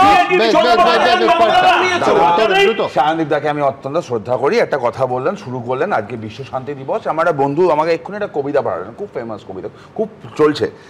বহুদিন ধরে বহু ক্রোশ ঘুরে, বহু ব্যয় করে, বহু দেশ ঘুরে দেখে গিয়েছি প্যালেস্তাইন গাজার অশ্রুবিন্দু। দেখা হয়নি চক্ষু মেলিয়া, ঘর হইতে দুপা ফেলিয়া, মন্দির দ্বারে লাশ হয়ে থাকা মুর্শিদাবাদ আর বাংলাদেশের হিন্দু। আর এরা এতগুলো কথা বলছে না, আমি মনে করিনি,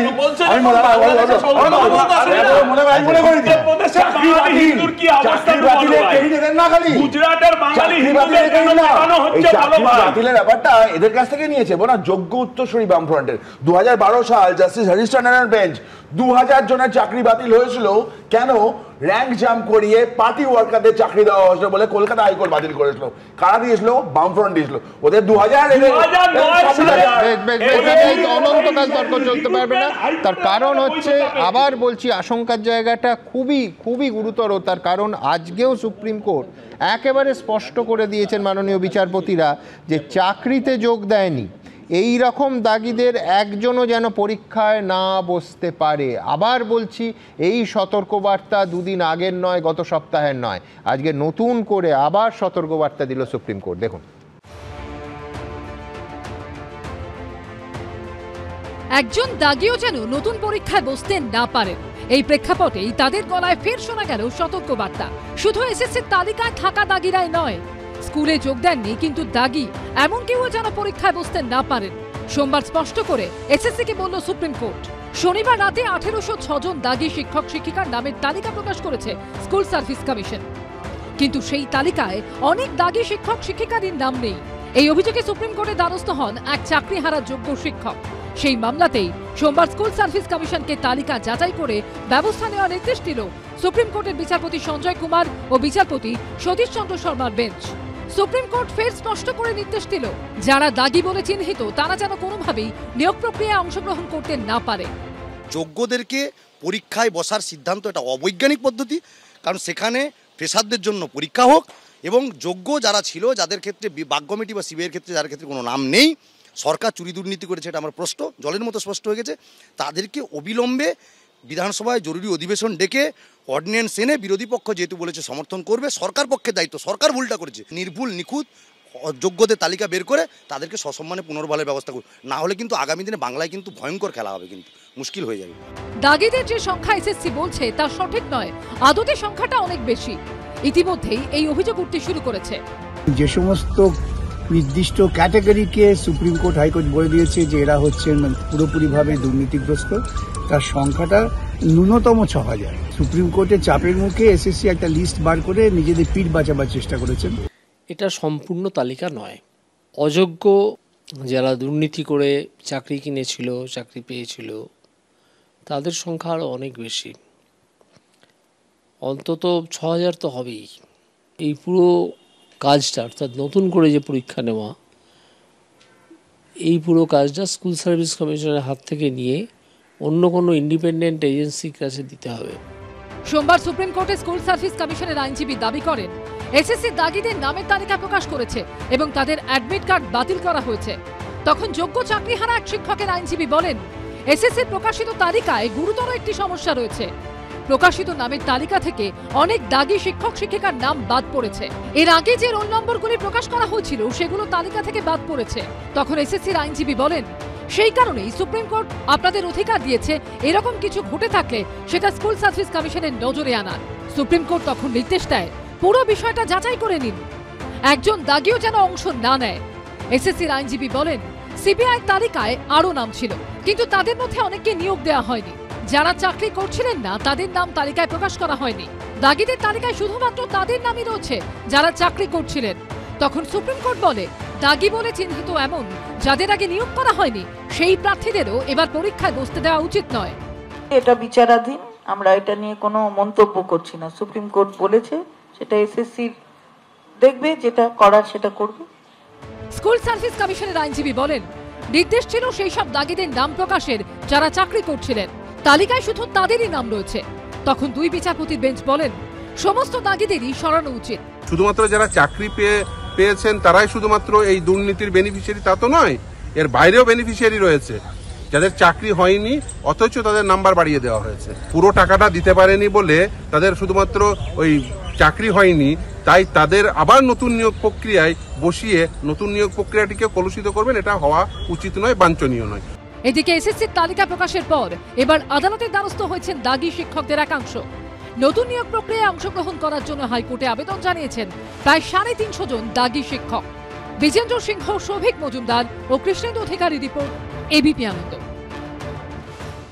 দেখুন, প্রশ্নটা পরিষ্কার। এই প্রতিবেদনেও যা ছিল যে অন্য এজেন্সি যাদের নিরপেক্ষতা নিয়ে, যাদের স্বচ্ছতা নিয়ে, যাদের সততা নিয়ে কোনো প্রশ্ন নেই, সেই রকম কোনো এজেন্সিকে কেন দেয়া হবে না? কেন এই প্রশ্ন উঠছে? তার কারণ বাক কমিটি থেকে শুরু হয়েছে। এসএসসি যে দুর্নীতি করেছে, বাক কমিটি, হাইকোর্ট, সুপ্রিম কোর্ট সব জায়গায় আদালতে প্রমাণিত, নথির ভিত্তিতে প্রমাণিত। এমনকি আমার সেই দিনটাও মনে আছে, এসএসসির আইনজীবী নিজেই আদালতে, হাইকোর্টে দাঁড়িয়ে যখন স্বীকার করে নিলেন যে নিয়ামক সংস্থা হিসেবে এসএসসি ব্যাপক দুর্নীতি হয়েছে, কোর্টে দাঁড়িয়ে স্বীকার করে নিয়েছিলেন। আমি বলছি প্রশ্নটা খুব পরিষ্কার যে এসএসসি এবার যে পরীক্ষাটা নেবে সেটা কি সম্পূর্ণ স্বচ্ছ হবে? আমি জানি না কার ভরসা আছে, অনেকেই একেবারে যারা পরীক্ষায় বসছেন তাদের ভরসা নেই, কিন্তু আমার কাছে অনেক গুরুত্বপূর্ণ হচ্ছে সুপ্রিম কোর্ট। সুপ্রিম কোর্টের বিচারপতিদের কি ভরসা আছে? তারা বারবার বলছেন যে বোর্ড, এসএসসি এবং সরকার এই দুর্নীতির জন্য দায়ী।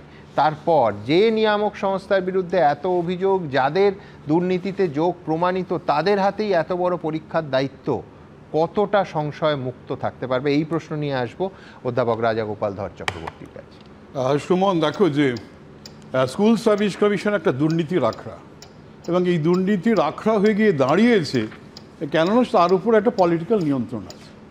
যারা এখানে প্রধান হিসেবে আসছেন সবাই রাজনীতির লোক, এবং এদের নিয়ন্ত্রণও করছে। আমরা দেখেছিলাম যে শিক্ষামন্ত্রী থেকে শিক্ষামন্ত্রকের নানান ধরনের অফিসার। এই একটা দাগি অর্গানাইজেশন যে এত বড় দুর্নীতি করেছে, এবং ইডি, তুমি আজকেরই দেখালে ইডি নাকি বলেছে 238 কোটি টাকা এই মধ্যেই পাওয়া গেছে, রিমান্ড লেটার জমা দিয়েছে। সুতরাং এই জায়গায় দাঁড়িয়ে করেছে, একদম এই জায়গায় দাঁড়িয়ে এই ধরনের দাগি অর্গানাইজেশনকে যদি বলা হয় তোমরা আবার পরীক্ষা নাও, তার মানে আবার সে টাকার জন্য ছুটবে। যারা এসেছে পলিটিক্যাল নিয়ন্ত্রণ পাল্টায়নি, একই ধরনের নিয়ন্ত্রণ সেখানে আছে, এবং আবার নতুন করে চাকরি, আবার নতুন পোস্টও, অ্যাডিশনাল পোস্টও চাকরি দেবে। কত টাকা এখানে তারা তুলবে কে জানে। উচিত ছিল সুপ্রিম কোর্টে, আমি একমত জাস্টিস গাঙ্গুলি যেটা বললেন, কোনো এক জাস্টিসের মাধ্যম দিয়ে করা, বা ইউপিএসসি যারা ভারতবর্ষের বড় বড় পরীক্ষাগুলো অর্গানাইজ করে তাদের দুই দায়িত্ব দেওয়া যেত, তাহলে একটা নিরপেক্ষতা ব্যাপার থাকতো। যে সমস্ত শিক্ষক আজকে আস্থা হারিয়ে ফেলছেন, ভয় পাচ্ছেন যে আবার পরীক্ষা হলে তাদের প্রতি হয়তো অবিচার হতে পারে, তারা হয়তো ভাবতে পারতো হ্যাঁ একটা ভালো অর্গানাইজেশন দায়িত্ব নিচ্ছে, নিরপেক্ষ অর্গানাইজেশন, আমাদের দুশ্চিন্তার কোনো কারণ নেই। কিন্তু সেই জায়গাটাতে অবাক লাগছে সুপ্রিম কোর্টের কেউ এটা নিয়ে তোলেননি। আমি আশা করব আজকে যারা এটা শুনছেন তারা নিশ্চয়ই এই ধরনের সুপ্রিম কোর্টে আবেদন রাখবেন যে এসএসসি দাগি অপরাধী, যাদের জন্য এত লোকের চাকরি গেছে, তাদের যেন এই দায়িত্ব ভবিষ্যতে আর না দেওয়া হয়। স্কুল সার্ভিস কমিশনকে কোনো চাকরি নিয়োগের দায়িত্ব যেন না দেওয়া হয়। তো যাই হোক, কিন্তু একটা কতগুলো প্রশ্ন কিন্তু সুমন এসে গেল। একটা হচ্ছে যে সরকার শেষ পর্যন্ত দাগি ধরল, বলছিল চাল কাপড় বাছা যাবে না, কাপড় কিছুতে বেছেছে। হতে পারে এটা সিবিআই এর বাছা বেছে দেওয়া। ওরা যদি গোড়ায় যদি বলতো হ্যাঁ আমরা বাড়ছি, আমাদের এই মুহূর্তে 1600 আছে, আরও বাড়ছি, আরও এগোবে, তাহলে হয়তো লোকগুলোর চাকরি যেত না। এখন যে লোকগুলোর যে নামগুলো দিয়েছে বোঝা যাচ্ছে এরা দলের লোকজন, দলের লোকজনের কাছ থেকে পয়সা তো নেওয়া যায় না। সুতরাং যাদের কাছ থেকে পয়সা নিয়েছে এই 238 কোটি, সহজ হিসেব 10 লাখ ইন্টু যদি আমি 6000ও ধরি 600 কোটি টাকা হয়। সুতরাং মিনিমাম 600 কোটি টাকার তো সেখানে ব্যবসা হয়েছে বা দুর্নীতি হয়েছে। সুতরাং 238 কোটি যখন উঠেছে তখন এই জায়গায় এইটা কিন্তু যাদের নাম আছে আমার মনে হয় না দলের লোক, যে সমস্ত নামগুলো আসছে দলের লোক কোনো টাকা দিয়েছে, দলের বাইরে নিশ্চয়ই টাকা দিয়েছে। এই অভাগাদের টাকা নিয়ে আপনি বলছেন স্বজন পোষণের থেকে বেশি বিক্রি হয়েছে চাকরি, সোজা কথা। 238 টাকা পেল কে? দলের লোককে কি টাকা দেবে? সুতরাং টাকা যারা দিয়েছে অভাগা লোকেরা টাকা দিয়েছে। সুতরাং সময় এসেছে, দেখুন আমি ভেবেছিলাম যারা চাকরি হারাচ্ছে, এই সুমন আমাদের চিন্ময় মণ্ডলের মতন ছেলে দেখলে আমার নিজেরই চোখের জল আসে, এত প্রতিভাবান মানুষ এই সমস্ত এদের চাকরি ছুটতে হলো। কিন্তু যদি সুপ্রিম কোর্ট বলতো বা কোনো কোর্ট বলতো যে অন্যায় করেছে এরা, প্রাতিষ্ঠানিক দুর্নীতি, এই প্রতিষ্ঠান দুর্নীতি করেছে, ওরা বুঝতো যে ওদের চাকরির বলিদানের বলে একটা অপশাসনের মৃত্যু ঘটেছে, তাহলে ওরা আনন্দ উপভোগ করতো। সেটা কিন্তু ঘটল না, সেটাই আমার দুঃখ সুমন, সেটাই আমার দুঃখ। ধন্যবাদ। অন্য বিষয়ে কথা আছে, এতগুলো কথা বললেন। দেখুন, এটা আজকের দিনে এটা তো সন্দেহ নেই যে SSC is the main culprit. Political leaders আমি প্রসপেক্টে আসছি না, SSC is the main culprit. 10 বার তারা সুযোগ পেয়েছিল যোগ্য অযোগ্য লিস্ট দেওয়ার। একটা মজার ব্যাপার আছে, মামলা যখন চলছিল, আচ্ছা সুপ্রিম কোর্টে এসএসসিকে রিপ্রেজেন্ট করেছে কে? কল্যাণ বন্দ্যোপাধ্যায়, রাইট? ক্যালকাটা হাইকোর্টে কল্যাণ বন্দ্যোপাধ্যায় কার হয়ে অ্যাপিয়ার করছিল? যারা চাকরি গেছে নাকি তাদের হয়ে Kalyan Bandyopadhyay WPA 13700 of 2021 added respondent হয়ে অ্যাপিয়ার করছিল, মানে যাদের চাকরি গেছে 26,000 তাদের হয়ে। আমার প্রশ্ন আছে এখানে, নৈতিকতার প্রশ্ন। আমার চাকরি গেছে এসএসসির জন্য, আমি অ্যাপিয়ার করছি এখানে যাদের চাকরি গেছে এসএসসি দুর্নীতির জন্য তাদের হয়ে। সুপ্রিম কোর্টে গিয়ে আমি এসএসসির হয়ে অ্যাপিয়ার করছি, আমার নৈতিকতাটা কোথায় সুমনদা? তোমরাই তো বলো, বিশেষ করে যে আইনজীবীরা রাজনীতির সঙ্গে যুক্ত, তারা পেশার প্রয়োজনে অবভিয়াসলি যেতে পারে, একদম মানে দলের রং না দেখে একদম হতেই পারে। যে কারণে কংগ্রেসের সঙ্গে তৃণমূলের যখন আদায় কাজ করায়, কংগ্রেসের একের পর এক কপিল সিব্বালের মতো লয়ার তৃণমূলের প্রফেশনাল কল। আমার প্রশ্নটা অন্য জায়গায়, এক মিনিট, আমার প্রশ্নটা অন্য জায়গায়। এসএসসির হয়ে অ্যাপিয়ার করলো সুপ্রিম কোর্টে কল্যাণ বন্দ্যোপাধ্যায়, যার বিরুদ্ধে অভিযোগ তারা লিস্ট দেয়নি। সেই কল্যাণ বন্দ্যোপাধ্যায় কলকাতা হাইকোর্টে চাকরি যারা হারা 26,000 তাদের হয়ে অ্যাপিয়ার করলো। নৈতিকতাটা কোথায়? দুটো নৌকায় চলছে নাকি? এই লিস্ট এসএসসি আগে দেয়নি তা না, আগেও দিয়েছে এসএসসি, সিবিআই দিয়েছে। এসএসসি ওয়েবসাইটে প্লিজ তরুণ, এসএসসি ওয়েবসাইটে পাবলিশ করেছিল। দ্বিতীয় কথা হচ্ছে যে কথাটা তরুণ বলে সম্পূর্ণ বেতন, তোমার মনে থাকবে তোমাদের সাথে বহুবার আলোচনা হয়েছে জয়ন্ত সিং জেসিবির বাড়ি নিয়ে, যেটা হাইকোর্টের রায় ছিল ভেঙে দেওয়ার। যে মসিহা বিকাশ রঞ্জন ভট্টাচার্য দুর্নীতির বিরুদ্ধে কথা বলেন, ওই জেসিবির বাড়ি যাতে ভাঙানো হয় তার জন্য মামলা করছে বিকাশ ভট্টাচার্য ফিরদৌস। তোমার জেলার মানুষ, আমার জেলা না, চোরকে বলছো কামারহাটি বিধানসভার বাসিন্দা, তুমি কেরালা এখানে আদানির বিরুদ্ধে আমি কামারহাটির বাসিন্দা, সম্পূর্ণ মিথ্যে কথা।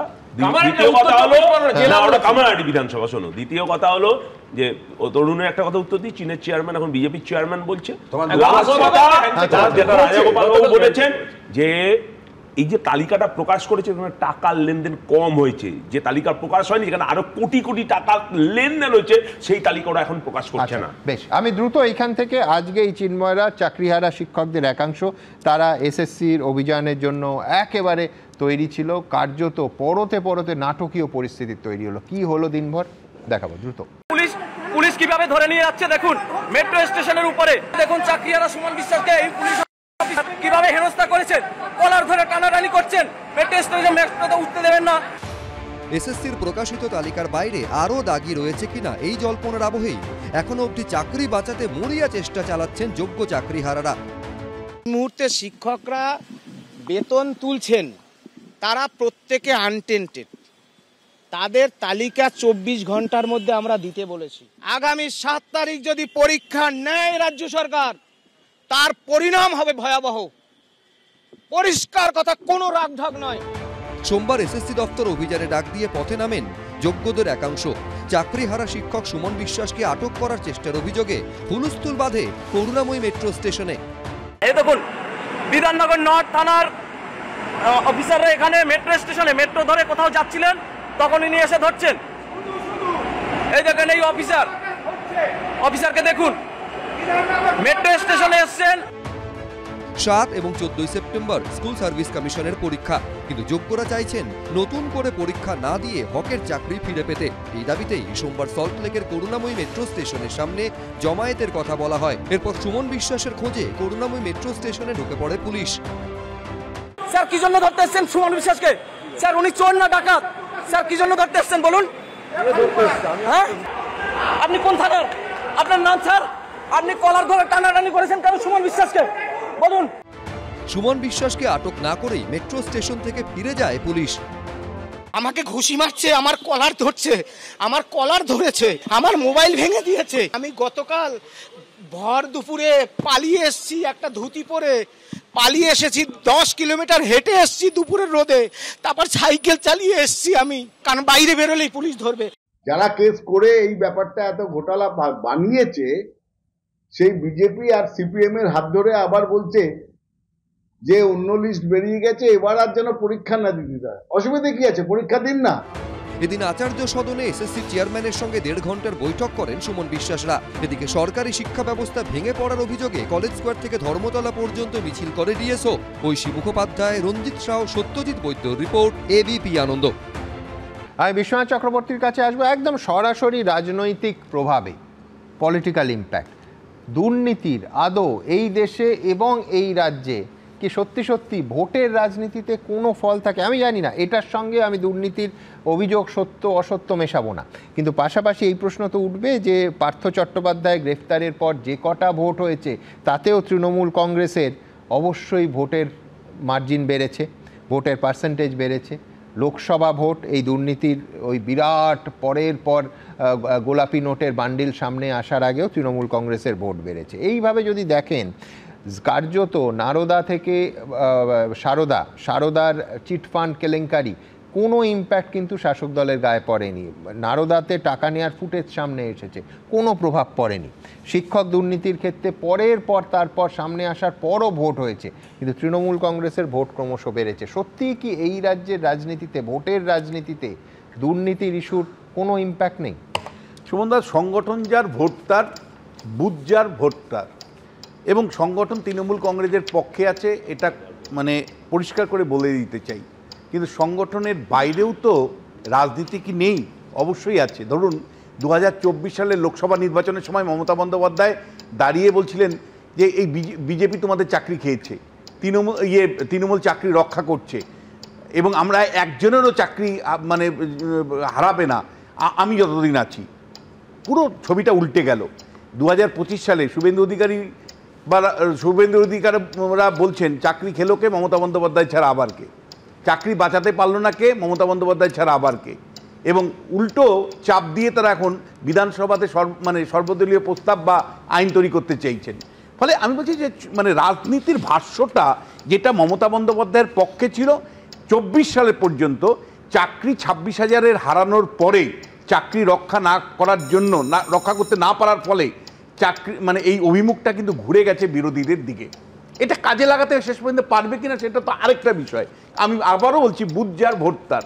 ফলে বুথের কতটুকু মানে সংগঠন নিয়ে ভোটারদেরকে আনতে পারবে, কর্মীদের নামাতে পারবে, তার উপরে অনেকটা নির্ভর করবে। কিন্তু যে ন্যারেটিভটা মমতা বন্দ্যোপাধ্যায় 24-এর লোকসভা নির্বাচনে ব্যবহার করেছিলেন যে এই চাকরি খেলো বিজেপি, সেটা কিন্তু উল্টো হয়েছে, চাকরি খেলো তৃণমূল কংগ্রেস, মমতা বন্দ্যোপাধ্যায়।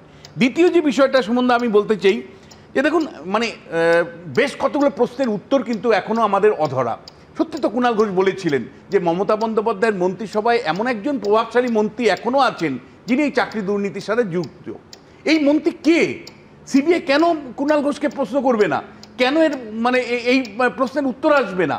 এবং একই সাথে বারবার আপনি যখন প্রশ্ন করছেন যে বিরোধীরা এর মধ্যে যুক্ত আছে, হ্যাঁ, আপনি যখন সাপ্লাই লাইনটা কার্যত মানে বাজারে নামিয়ে দিয়েছেন, আপনি যখন স্কুল সার্ভিস কমিশনের মাধ্যমে চাকরিটাকে বিক্রি করছেন, সেই বিক্রির ক্রেতা তো তৃণমূল কংগ্রেসও, বিজেপিও, সিপিএমও।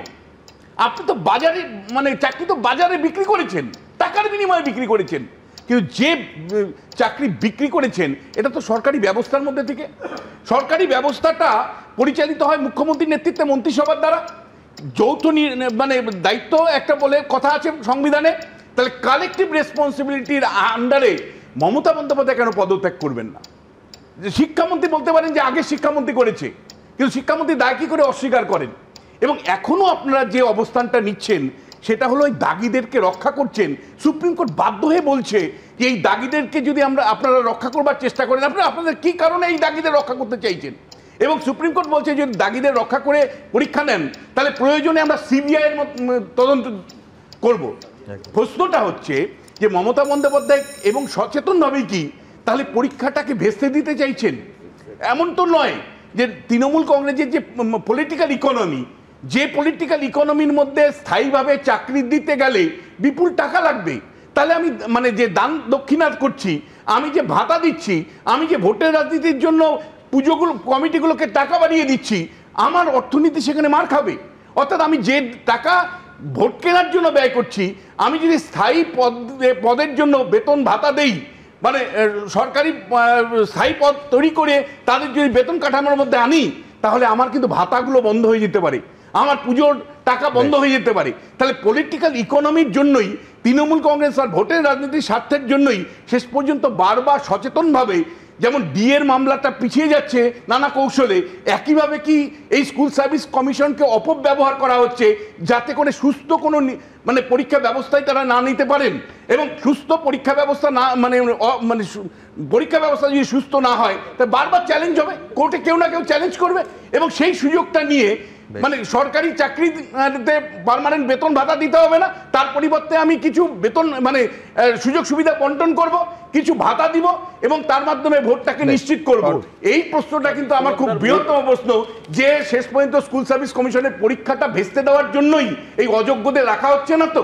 না, সবকিছুর পরে বিশ্বনাথের যে বক্তব্যে যা বুঝলাম, বিশ্বনাথ ডিএ নিয়ে খুব চিন্তিত, ডিএ বাড়লে বাকি সমস্যার সমাধান হয়ে যাবে এরকম একটা ভাববাচ্ছের কথা। যাই হোক, আমি সেই প্রশ্নে যাচ্ছি না। কালেকটিভ রেসপন্সিবিলিটির কথা বললেন, আমার মনে হয় বিজেপি এখন সম্ভাব্য প্রেসিডেন্টের লিস্ট দেখছিলাম, শিবরাজ সিং চৌহানের নাম আসছে, প্রবলভাবে উঠে আসছে, এখন কেন্দ্রীয় মন্ত্রী। কালেকটিভ রেসপন্সিবিলিটি, সারা ভারতের বৃহত্তম দুর্নীতি হচ্ছে ব্যাপম, কালেকটিভ রেসপন্সিবিলিটি দিয়ে প্রথমে কেন্দ্রীয় মন্ত্রিসভায়, তারপর বিজেপির দুর্নীতি, কিন্তু আদালতে ক্লিন চিট পেয়ে গেছে। আর আদালতে ক্লিন চিট তো পাবেই, অমিত শাহ পায়নি, জাস্টিস লোয়া মরে গেল, অমিত শাহ ক্লিন চিট পেয়ে গেছে। এই তো হচ্ছে আমি তোমার সঙ্গে একমত, ব্যাপক বিরাট 50 জনের বেশি মানুষ মারা গেছে, কিন্তু আদালতকেও মানবো না। দুর্নীতি মানতে হবে, মানবে না, এরা জনগণকে মানবে না। আর বিশ্বনাথ আমি ছোট্ট ডিফার করছি, বিশ্বনাথ বলে না বুথ যার ভোট তার, পশ্চিমবঙ্গের ক্ষেত্রে ব্যাপারটা বুথ যার ভোট তার নয়, ভূত যার ভোট তার। তো ভূত ধরার জন্য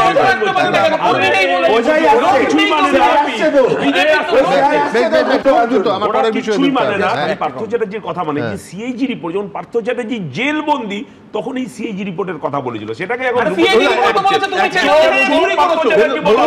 বিভিন্ন রাজনৈতিক দল, প্রাইমারিলি তৃণমূল কংগ্রেসের জনপ্রতিনিধি, এমএলএ থেকে শুরু করে পঞ্চায়েত সদস্য থেকে শুরু করে মানে জেলা পরিষদের সদস্য, তাদের পরিবারের নিকটতম পরিবারের সদস্যরা দুর্নীতি করে চাকরিতে ঢুকেছে। নৈতিক কারণে কিন্তু সেই এমএলএ কে পদত্যাগ করা উচিত। মমতা বন্দ্যোপাধ্যায়ের উচিত অন্তত পক্ষে নিজে পদত্যাগ যদি নাও করেন, অন্তত এই সমস্ত টেন্টেড এমএলএদেরকে এবং তার সদস্যদের, নির্বাচিত প্রতিনিধিদেরকে পদত্যাগের করা কথা বলা উচিত। বিজেপির কন্ট্রিবিউশনের 30% বেশি ধর্ষণ খুনের মতো অভিযুক্ত, তারা পদত্যাগ করে দেখাবে নাকি?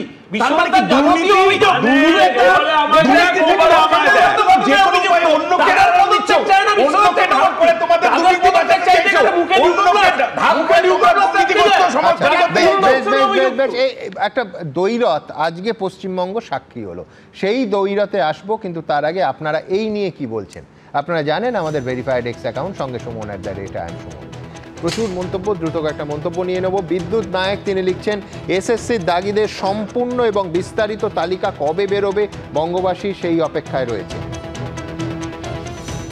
অতীশচন্দ্র ভাওয়াল লিখছেন, দুর্নীতির ব্যাপারে যে দল কথায় কথায় জিরো টলারেন্সের কথা বলে, তাদের এতজনের নাম তাহলে তালিকায় ঢুকলো কি করে? প্রবাল ঘোষ লিখছেন, যারা লক্ষ লক্ষ টাকা নিয়ে চাকরি বেচল এবং যারা কিনলো, তাদের প্রত্যেককে সামনে আনতে হবে। অমরনাথ কর্মকার লিখছেন, শিক্ষকের আগে দাগি জুড়ে যাওয়াটা কোন অবক্ষয়ের ইঙ্গিত, তা ভাবতেই খারাপ লাগে। আশরাফ মির্জা লিখছেন, অযোগ্যদের নিয়োগ করে বাংলা শিক্ষা ব্যবস্থার মেরুদণ্ডটা ভেঙে দেয়া হয়েছে। ঠিক এইখান থেকে পরের অত্যন্ত গুরুত্বপূর্ণ বিষয়ে আসব, যেটা আজকে মোটামুটি বিকেলের পর থেকে গোটা দেশের শিরোনামে উঠে গেছে। তার কারণ মেয়র রোডে তৃণমূল কংগ্রেসের ভাষা আন্দোলনের মঞ্চ খুলছেন সেনাবাহিনীর জওয়ানরা। এবিপি আনন্দ যারা দেখেছেন দুপুরে লাইভ এই ছবি আপনারা দেখেছেন। তারপর ঘটনাস্থলে পৌঁছে গেলেন মুখ্যমন্ত্রী মমতা বন্দ্যোপাধ্যায়, গর্জে উঠলেন যে সেনাবাহিনীর দোষ নয়, সেনাকে দিয়ে এই কাজ করাচ্ছে বিজেপি। তিনি দাবি করেন যে 200 জন জওয়ান পালিয়ে যান তাকে দেখে, পাল্টা সেনাবাহিনীর বক্তব্য একেবারে প্রেস বিবৃতি দিয়ে তারা তাদের বক্তব্য রেখেছেন যে অনুমতির মেয়াদ শেষ হয়ে গেছিল, মঞ্চ খুলতে আয়োজকদের বারবার বলা হয়েছিল, এমনকি মুখ্যমন্ত্রী অভিযোগ করেছেন পুলিশকে জানানো হয়নি। সেনাবাহিনী বলছেন পুলিশকে জানিয়েই এই পদক্ষেপ নেওয়া হয়েছে। পাশাপাশি দেখাবো তারপর দুপক্ষের জন্যই প্রশ্ন রয়েছে, দেখুন। মেয়র রোডে ধুন্ধুমার, গান্ধী মূর্তির পাদদেশে তৃণমূলের মঞ্চ খুলে দিল সেনা। It is not the army. पीछा में क्या है?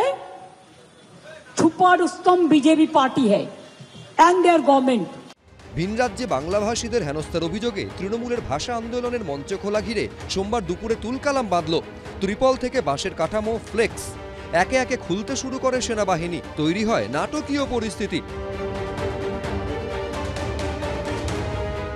আমরা দেখতে পাচ্ছি সেনাবাহিনীর তরফ থেকে এই যে জায়গা, সেখানে সেনাবাহিনীর টিম তারা এসে পৌঁছেছে এবং এসে এখান থেকে যে জায়গায় মঞ্চ এবং সেই মঞ্চ তারা খুলে দিচ্ছে। দেখতে পাচ্ছি একেবারে বাঁশের ওপরে উঠে সেনাবাহিনীর সদস্যরা তারা রয়েছেন। একেবারে যে মঞ্চ তৈরি করা হয়েছে এবং সেই মঞ্চ সম্পূর্ণভাবে যে কার্পেট পাতা ছিল সেই কার্পেট খুলে দেওয়া হচ্ছে। মঞ্চ খোলার খবর পেয়ে ঘটনাস্থলে পৌঁছন মমতা বন্দ্যোপাধ্যায়। সেনাবাহিনীকে ডাফরিন রোডের দিকে যেতে দেখেই আগেই গাড়ি থেকে নেমে পড়েন তিনি।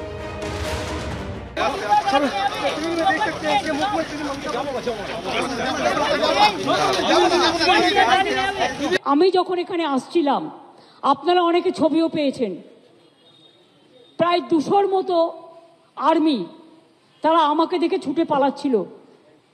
আমি বললাম, why you are running away? You are my friend. এটা আপনাদের দোষ নয়, আপনারা বিজেপির কথায় করেছেন, দিল্লির কথায় করেছেন। এরপর মমতা বন্দ্যোপাধ্যায়কে আক্রমণ করে শুভেন্দু অধিকারী সোশ্যাল মিডিয়ায় লেখেন, ভারতীয় সেনাবাহিনীকে অপমান করার আপনার সাহস এক নতুন মাত্রায় নেমে এসেছে। আমরা জানতাম আপনি একজন দেশদ্রোহী, কিন্তু ময়দানে পৌঁছানোর পর 200 জন সাহসী সেনা পালিয়ে গেছে বলে দাবি শুধুমাত্র আপনার বলা সবচেয়ে বড় মিথ্যে কথাই নয়, বরং আমাদের বাহিনীর সম্মান নষ্ট করার একটি ঘৃণ্য প্রচেষ্টা, যাদের সাহস এবং ত্যাগের তুলনা হয় না।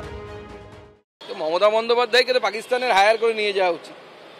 মমতা বন্দ্যোপাধ্যায়কে দেখে যদি 200 ভারতীয় সেনা পালিয়ে যায়, মমতা বন্দ্যোপাধ্যায়ের এখানে মিস ইউজ হচ্ছে। ওনার পাকিস্তানে যাওয়া উচিত, আসিফ মুনিরের সাথে সাহায্য করা উচিত ওনাকে। ভারতীয় সেনা কাউকে ভয় পায় না, ওনার মতো লোককে তো ভয় পাওয়ার কোনো প্রশ্নই নেই। প্রয়োজনে আমাদের বলতো, পুলিশ ফোর্সকে বলতো, দরকার হলে পুলিশ ফোর্স আমাদের পার্টির সাথে কথা বলে আমাদের প্যান্ডেল খুলে দিতে পারতো।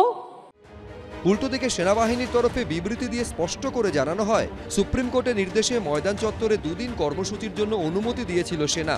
3 দিনের বেশি কর্মসূচির জন্য প্রতিরক্ষা মন্ত্রকের থেকে অনুমতি নিতে হবে। কর্মসূচির জন্য 2 দিনের অনুমতি ছিল, কিন্তু প্রায় 1 মাস মঞ্চ রেখে দেওয়া হয়। একাধিকবার মঞ্চ সরানোর কথা বলা হয় আয়োজকদের, কিন্তু সরানো হয়নি। এরপর কলকাতা পুলিশকে জানানো হয়েছিল সেনা মঞ্চ সরাচ্ছে।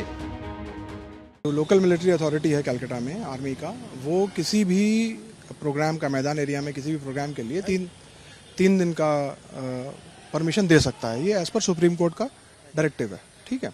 इसके बियॉन्ड परमिशन अगर चाहिए हो तो मिनिस्टर ऑफ डिफेंस से लेना पड़ता है।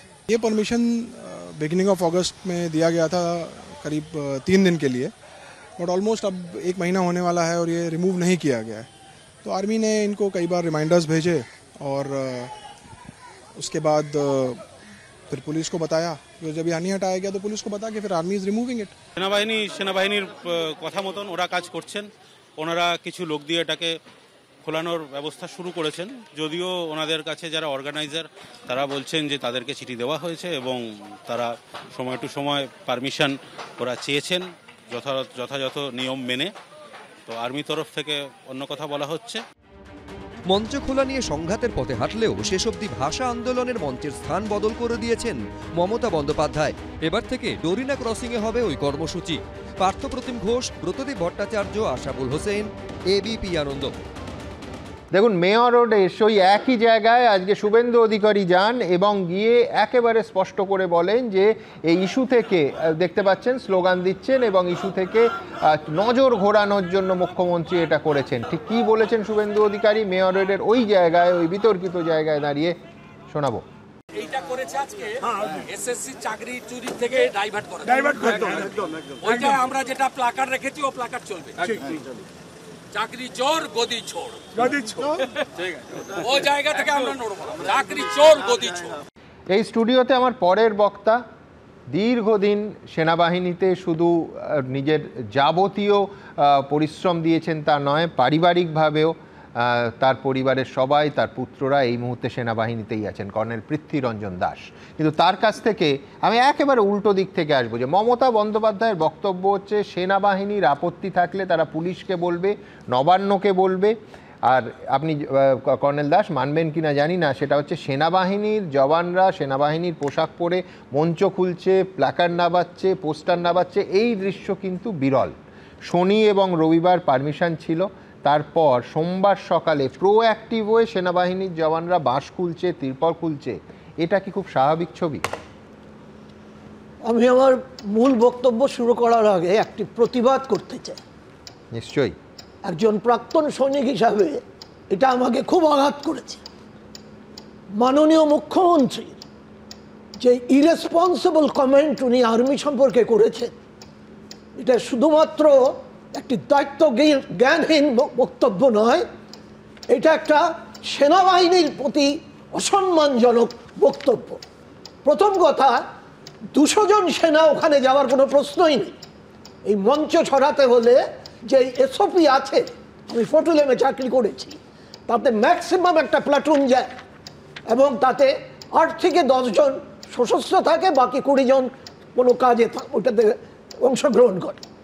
আর 200 জন সৈনিক ওনাকে ভয় পেয়ে পালিয়ে গেছে। আমাদের কথায় আছে, কেউ যদি বলে যে আমি ভয় পাই না, তাহলে সে মিথ্যে কথা বলছে অথবা সে ভারতীয় সৈনিক। উনি কিভাবে ভাবলেন যে ভারতের সেনাবাহিনীর একটি অংশ ওনাকে দেখে পালিয়ে যাবে? এটা অত্যন্ত আপত্তিকর। এটা নিয়ে উনি সেনাবাহিনীর কাছে ক্ষমা চাওয়া উচিত। দ্বিতীয় কথা, আমি পুরো ব্যাপারটা জানাতে চাই যে এই যে ঘটনাগুলি ঘটেছে তার মূল কারণ হচ্ছে এখানে একটা আরো গভীর জিনিস আছে। কিরকম? যেরকম এই যে মঞ্চটা তৈরি করেছে, এই মঞ্চটা তৈরি করেছিল, এখানে নিয়ম আছে, আপনি মঞ্চ তৈরি করতে পারেন, সেনাবাহিনী সেখানে পারমিশন দেয়। এই যে জমিটা, আমি তার আগে বলি, জমিটা হচ্ছে আপনি প্রিন্সেপ ঘাট থেকে শুরু করে বাবুঘাট ঘাট, সেইখান থেকে শুরু করে আপনি আদিগঙ্গার দিকে এসে ভিক্টোরিয়া থেকে চৌরঙ্গি রোডের দক্ষিণ আপনি সোজা চলে আসুন, এসে আপনি এই ফোর্ট উইলিয়ামের রেড রোড দিয়ে ঢুকুন। এই এলাকাগুলি সম্পূর্ণ মিনিস্ট্রি অফ ডিফেন্সের আন্ডারে এবং ব্রিগেড গ্রাউন্ড।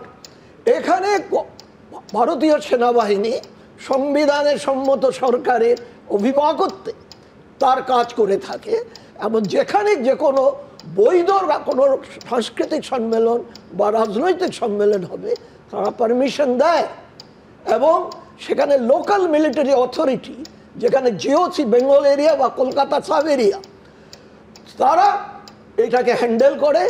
তারা সিকিউরিটি মানি নেয় যাতে যখন ওই জমিটা কোনো রাজনৈতিক সম্মেলনে ব্যবহার করছে এবং তাতে যাতে ওই জায়গাটাকে পরিষ্কার করে আবার ফেরত দেয়, যদি না দেয় সিকিউরিটি মানি থেকে খরচা করে ওই এলাকাটাকে পরিষ্কার করবে। বেশ, এক্ষেত্রে এরা পারমিশন নিয়েছিল 2 দিনের জন্য গান্ধী মূর্তির পাদদেশে, কিন্তু গান্ধী মূর্তির পাদদেশে নেওয়ার পর 2 দিন, তারপর 1 মাসের মতো হয়ে গেল, আবার একটা সম্মেলন করলো, তারপরে বললো শনিবার রোববার করো।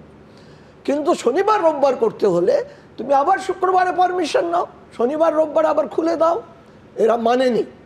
তারপরে যেটা খবর পাওয়া যাচ্ছে যে এই মঞ্চটা আস্তে আস্তে পার্মানেন্ট হবে, তার পাশে দোকান হবে, সেখানে দুর্গাপূজার যে পুজোর বাজারের কিছু দোকান খুলবে, তারপর আস্তে আস্তে একটা গণ আন্দোলন তৈরি হবে, ভারতীয় সেনার জমি দখলের আন্দোলন।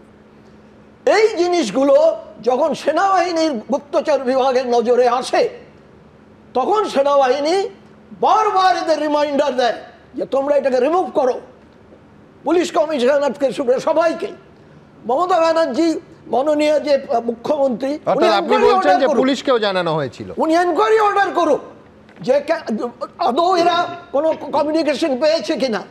তারপরে যখন দেখা যাচ্ছে এটা একটা অন্যদিকে যাচ্ছে, তখন সেনাবাহিনী এইখানে হস্তক্ষেপ করে।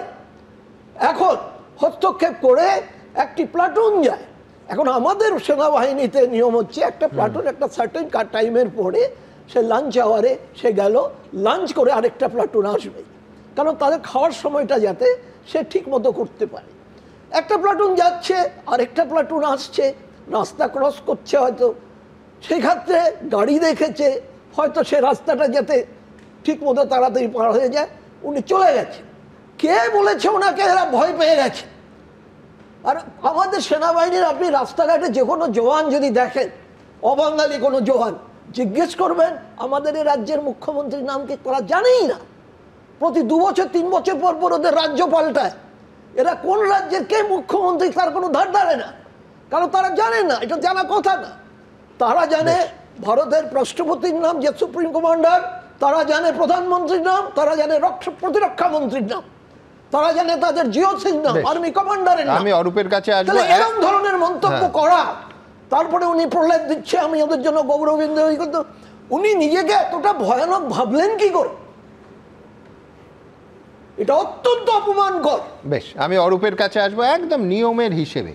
সেটা হচ্ছে আজকে সেনাবাহিনীর তরফে অফিসিয়াল যে কমিউনিকেশন করা হয়েছে তাতে বলা হয়েছে যে অনুমতির একটা বিষয় আছে এবং 2 দিনের অনুমতি নিয়ে প্রায় 1 মাস মঞ্চটা তৃণমূল কংগ্রেস রেখে দিয়েছিল। অরূপ, 1 নম্বর তুমি মানবে এটাও কিন্তু আইনি নয়। পরিষ্কার জানিয়েছে যে সেনাবাহিনীর তরফ থেকে 3 দিনের বেশি রাখতে গেলে মিনিস্ট্রি অফ ডিফেন্স অর্থাৎ প্রতিরক্ষা মন্ত্রকের অনুমতি নিতে হয়। তা না করে 3 দিনের বেশি রাখাটা কিন্তু সম্পূর্ণ বেআইনি এবং তারা খুব স্পষ্ট ভাষায় বলেছেন যে কলকাতা পুলিশকে তারা ইনফর্ম করে তারপর এই স্ট্রাকচার ইন্ডিয়ান আর্মি রিমুভ করতে যায়। সুমন, প্রথমত সেনাবাহিনী, ভারতবর্ষের সেনাবাহিনী ভারতের 140 কোটি মানুষের গর্ব, সেটা প্রথম থেকে মুখ্যমন্ত্রী আজও বলেছেন, একাধিকবার বলেছেন। সমস্যাটা হচ্ছে যে এত কথা হলো যে সেনাবাহিনী, আপনাদের ক্যামেরাতেও আমরা দেখলাম এবং ছবি রয়েছে, স্বয়ং মুখ্যমন্ত্রীর প্রোফাইল থেকেও সেই ছবি গেছে, যখন মুখ্যমন্ত্রী পৌঁছলেন তখন সেনাবাহিনী সোজাসুজি বেরিয়ে গেলেন। যদি সেনাবাহিনী তার কাজে অটুট থাকতেন তাহলে মুখ্যমন্ত্রীকে দেখে চলে গেলেন কেন? আমি আপনার বলার সময় একটি শব্দও বলিনি, উইথ ডিউ রেসপেক্ট। আপনি তো বললেন, আমরা শুনলাম, অনেক কথা বললেন, আমরা শুনলাম। ধরুন কদিন আগে 15ই আগস্টের প্যারেড গেছে, সেনাবাহিনী ফোর্ট উইলিয়াম হচ্ছে আমাদের এই নেইবারিং 7খানা স্টেটের হেড কমান্ড, জিওআইসি উপস্থিত ছিল, এমনকি ডুরান্ডের টুর্নামেন্টে ভূয়সী প্রশংসা করলেন যে পশ্চিমবঙ্গ সরকার কিভাবে সহযোগিতা করছে। আমি সব ছেড়ে দিলাম। আজকে ভাবুন কোন জায়গায় নাবালেন দেশের সেনাবাহিনীকে, যে দেশের সেনাবাহিনী ভারতবর্ষের স্বাধীনতার ইতিহাসে কখনো দেখেনি প্যান্ডেলের বাঁশ খুলতে দৌড়তে হচ্ছে সেনাবাহিনীকে। এই জায়গায় নাবালে কেন? আমাদের মনে থাকবে সুমন কদিন আগের ঘটনা, আমি জানি না উনি সেনাবাহিনীর এত দক্ষ অফিসার, ওনার নিশ্চয়ই খারাপ লাগা উচিত ছিল। পেহেলগামের ঘটনা আমরা তো ভুলিনি। পেহেলগামের ঘটনার ঠিক আগে সেনাবাহিনী কি করছিলেন, কোথায় ডিপ্লয় করেছিলেন জানেন? নিশিকান্ত দুবের 25তম বিবাহ বার্ষিকীতে সেখানে গুলমার্গে বিশাল সম্মেলন, সেখানে সেনাবাহিনীকে ডিপ্লয় করেছিলেন। শেষ করে নিন, আপনি ভুল বলছেন। ভুল বলছি না, সমস্ত ভিডিও রয়েছে। নিশিকান্ত দুবের বিবাহ বার্ষিকীতে পাহারা দিচ্ছিলেন যখন তার কদিন পরে সেনাবাহিনীকে এই জায়গায় নামিয়েছে, তার নাম বিজেপি সরকার, তার নাম বিজেপি সরকার। দেশের সেনাবাহিনীকে ডিপ্লয় করতে নিশিকান্ত দুবের বিবাহ বার্ষিকীর মঞ্চে পাহারা দিচ্ছে। এটা ভারতবর্ষের সেনাবাহিনীর এইটা ভারতবর্ষের সেনাবাহিনীর। আপনি এবার শুনুন, ওইসব কাজ সিআরপিএফ করে, সেন্ট্রাল পুলিশ ফোর্স করে।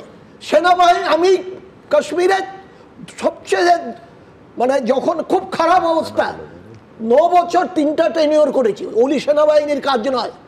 আপনারা ওই কম্ব্যাট ড্রেস দেখেন, সিআরপিএফ এর ড্রেস দেখেন, সেনাবাহিনী বলেন। এটা হচ্ছে সেন্ট্রাল পুলিশ ফোর্স। সিআরপিএফ যদি ঘটনার সঙ্গে আরে হলো, আমি বলছি অরূপের সঙ্গে আমি একমত এবং এটা মানতেও আমার অসুবিধা নেই যে সেনাবাহিনীর জওয়ানরা ব্যানার খুলছে, বাঁশ খুলছে, এটা বিরল ঘটনা, এটা আমি একমত। কিন্তু অরূপ জিনিসটা তো পারমিশনে, জিনিসটা বেআইনি ভাবে। আমি আবার বলছি পারমিশন যদি হয়েই থাকে আমি দেখিয়ে দিচ্ছি যে removal of temporary structure structure একেবারে সেনা পরিষ্কার করে বলে দিয়েছে। সেনাবাহিনীর মর্যাদার জন্য খুব ভালো বিজ্ঞাপন হলো। আমি বলছি আরো উল্টোটা ভাবো, যে সেনাবাহিনীর জমিতে বেআইনি ভাবে মঞ্চের এক রাজনৈতিক দলের রাজনৈতিক কর্মসূচি করেছেন, তো বলছেন সেবার। অরূপ তোমার প্রত্যেকটা প্রশ্নের, এক সেকেন্ড, প্রত্যেকটা প্রশ্নের উত্তর এই ছোট্ট প্রেস রিলিজে আছে। একেবারে পরিষ্কার বলা হয়েছে যে রিপিটেড, বারংবার কমিউনিকেশন সত্ত্বেও করেনি। আমি ব্যাস দুজনকেই এতগুলো কথা আমি শুনলাম। দেখো, ল্যান্ড হচ্ছে এমওডি, মানে ministry of defence, right? Trinamool Congress একটা স্ট্রাকচার করেছিল, সভা করবে বলে অনুমতি চেয়েছিল, অনুমতি দেওয়া হয়েছিল। অরূপদা যখন বলছে সেনাবাহিনীকে খুলতে হলো, এটা কি ভালো দৃষ্টি? আমারও তো সেম প্রশ্ন। সেনাবাহিনীকে গিয়ে রাজ্যের শাসক দলের সভা, শাসক দলের করা স্ট্রাকচার খুলে দিতে হলো, এটা কি ভালো জিনিস? এরা তো করতে পারতো, পারমিশন ছিল না, ওই এলাকায় স্ট্রাকচার রাখার কোনো দরকারই ছিল না। মানে মুখ্যমন্ত্রী বলেছেন কিসের সভা ছিল? বাংলার অপমান, বাঙালির অপমান। কোন সময়? যখন চাকরি চোরদের লিস্ট বেরোচ্ছে। আর চাকরি চোররা কি মঙ্গল গ্রহের প্রাণী ছিল নাকি? বাঙালির অপমান নয় সেগুলো? আচ্ছা, কথা হচ্ছে, আমি মুখ্যমন্ত্রী, আমি সুকান্তদা বললেন আমি তো খুব সিকিউরিটি নিয়ে কনসার্ন। আমি অনুরোধ করব যে কেন্দ্র সরকারের উচিত মুখ্যমন্ত্রীর সিকিউরিটি অবিলম্বে যেন বাড়িয়ে দেওয়া হয়, অবিলম্বে তাকে বাড়িয়ে দেওয়া হয়। না, উনাকে দেখে ভারতীয় সেনা যা ভয় টয় পাচ্ছে, উনার ভার্সন অনুযায়ী উনি অত্যন্ত সুশ্রী।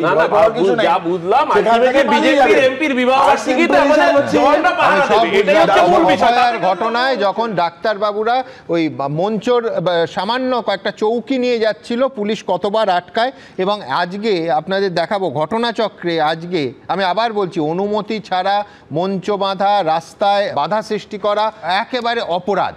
কলকাতা পুলিশ দাঁড়িয়ে থেকে আজকে বিজেপির মুরলীধর সেন লেনের যে মহিলা মোর্চার কর্মসূচি, তার বাঁশ খুলিয়েছে কলকাতা পুলিশ দাঁড়িয়ে থেকে। তাহলে না, হ্যাঁ, তাহলে এটাকে সেনাবাহিনী ভালো কাজ করে থাকে তার, কিন্তু আমি বলছি আপনি আচরি ধর্ম, আপনি আচরি ধর্ম পরে শিখাও। আমি বলছি একদম নিজের জমির উচ্ছেদ মুক্ত করেছে। যদি কলকাতা পুলিশ ঠিক কাজ করে থাকে, আমি অরূপের সঙ্গে সহমত, সেনাবাহিনীও ঠিক কাজ করেছে। আমি আজকে ঘটনাচক্রে দেখুন, আজকের এই ইন্টারেস্টিং পার্টটায় যেখানে অনিল বিশ্বাস সম্পাদক ছিলেন, উনি নিজে ফোন করতেন বেঙ্গলিরা হেডকোয়ার্টারে কর্নেল কিউকে, এবং বলতেন আমি টাকা দিচ্ছি আর আমার ক্যাডাররাই বইটাকে পরিষ্কার করে দেবে 48 ঘন্টার মধ্যে ময়দান মিটিং হলে। যদি না করে তাহলে আপনার ওনাদের ক্যাডার এসে পুরো ময়দান পরিষ্কার করে দিত এবং টাকা ফেরত দিয়ে যেত। বেশ, আমি এইখান থেকে আপনাদের কাছে আসবো, সেটা হচ্ছে আপনি আচরি ধর্ম পরের শিখাও। কেন বললাম? মমতা বন্দ্যোপাধ্যায় আজকে গণতান্ত্রিক আন্দোলনের ওপর আক্রমণের কথা বলছেন, গান্ধী এবং আম্বেদকরের নাম দিচ্ছেন। তৃণমূল সরকারের পুলিশ আজকে বিজেপির মহিলা মোর্চার মঞ্চ দাঁড়িয়ে থেকে খুলে দিল। অরূপ বলছে ঠিক কাজ করেছে, আমি ওর সঙ্গে দ্বিমত হচ্ছি না, কিন্তু আমার বক্তব্য, আমি তো সেই একই অনুমতি ছাড়া মঞ্চ খোলার ক্ষেত্রে সেনাবাহিনীকে অ্যাকিউজ করছি। সেই দিনই আমার পুলিশ মুরলীধর সেন রোডে একটা মঞ্চ রাজনৈতিক দলের, যার নাকি অনুমতি ছিল না, সেটা খুলে দিচ্ছে। আমি বলছি একটা ঠিক হলে আরেকটা ভুল তো হতে পারে না, ঠিক হলে দুটোই ঠিক আর ভুল হলে দুটোই ভুল। মানে সেনার ভূমিকা প্রোঅ্যাক্টিভ বললে আমার আপত্তি, কিন্তু পুলিশের ভূমিকা প্রোঅ্যাক্টিভ বলে আমার আপত্তি নেই, এটা তো একসঙ্গে হতে পারে না। পরের প্রতিবেদনটা এইখানে আপনাদের সামনে রাখবো।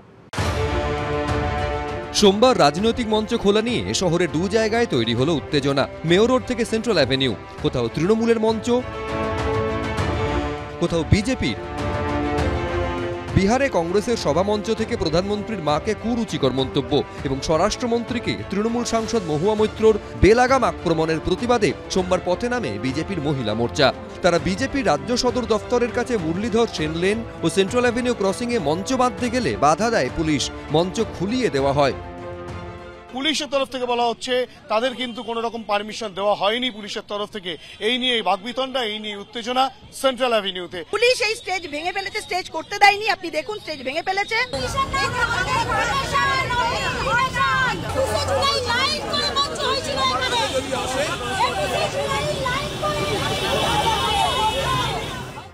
পুলিশ সূত্রে দাবি বিজেপির মঞ্চ তৈরির অনুমতি ছিল না। পুলিশের পারমিশন নেই, পুলিশ খুলে দিয়েছে। পুলিশের যা দায়িত্ব তাই করেছে। সেটা তো কর্পোরেশনের রাস্তা, কর্পোরেশনের পারমিশন ছিল, ফায়ার ব্রিগেডের পারমিশন ছিল, যা ইচ্ছে তো করা যায় না। তাই জন্য পুলিশ ব্যবস্থা নিয়েছে, তারপরে আবার বড় বড় কথা বলার কি আছে?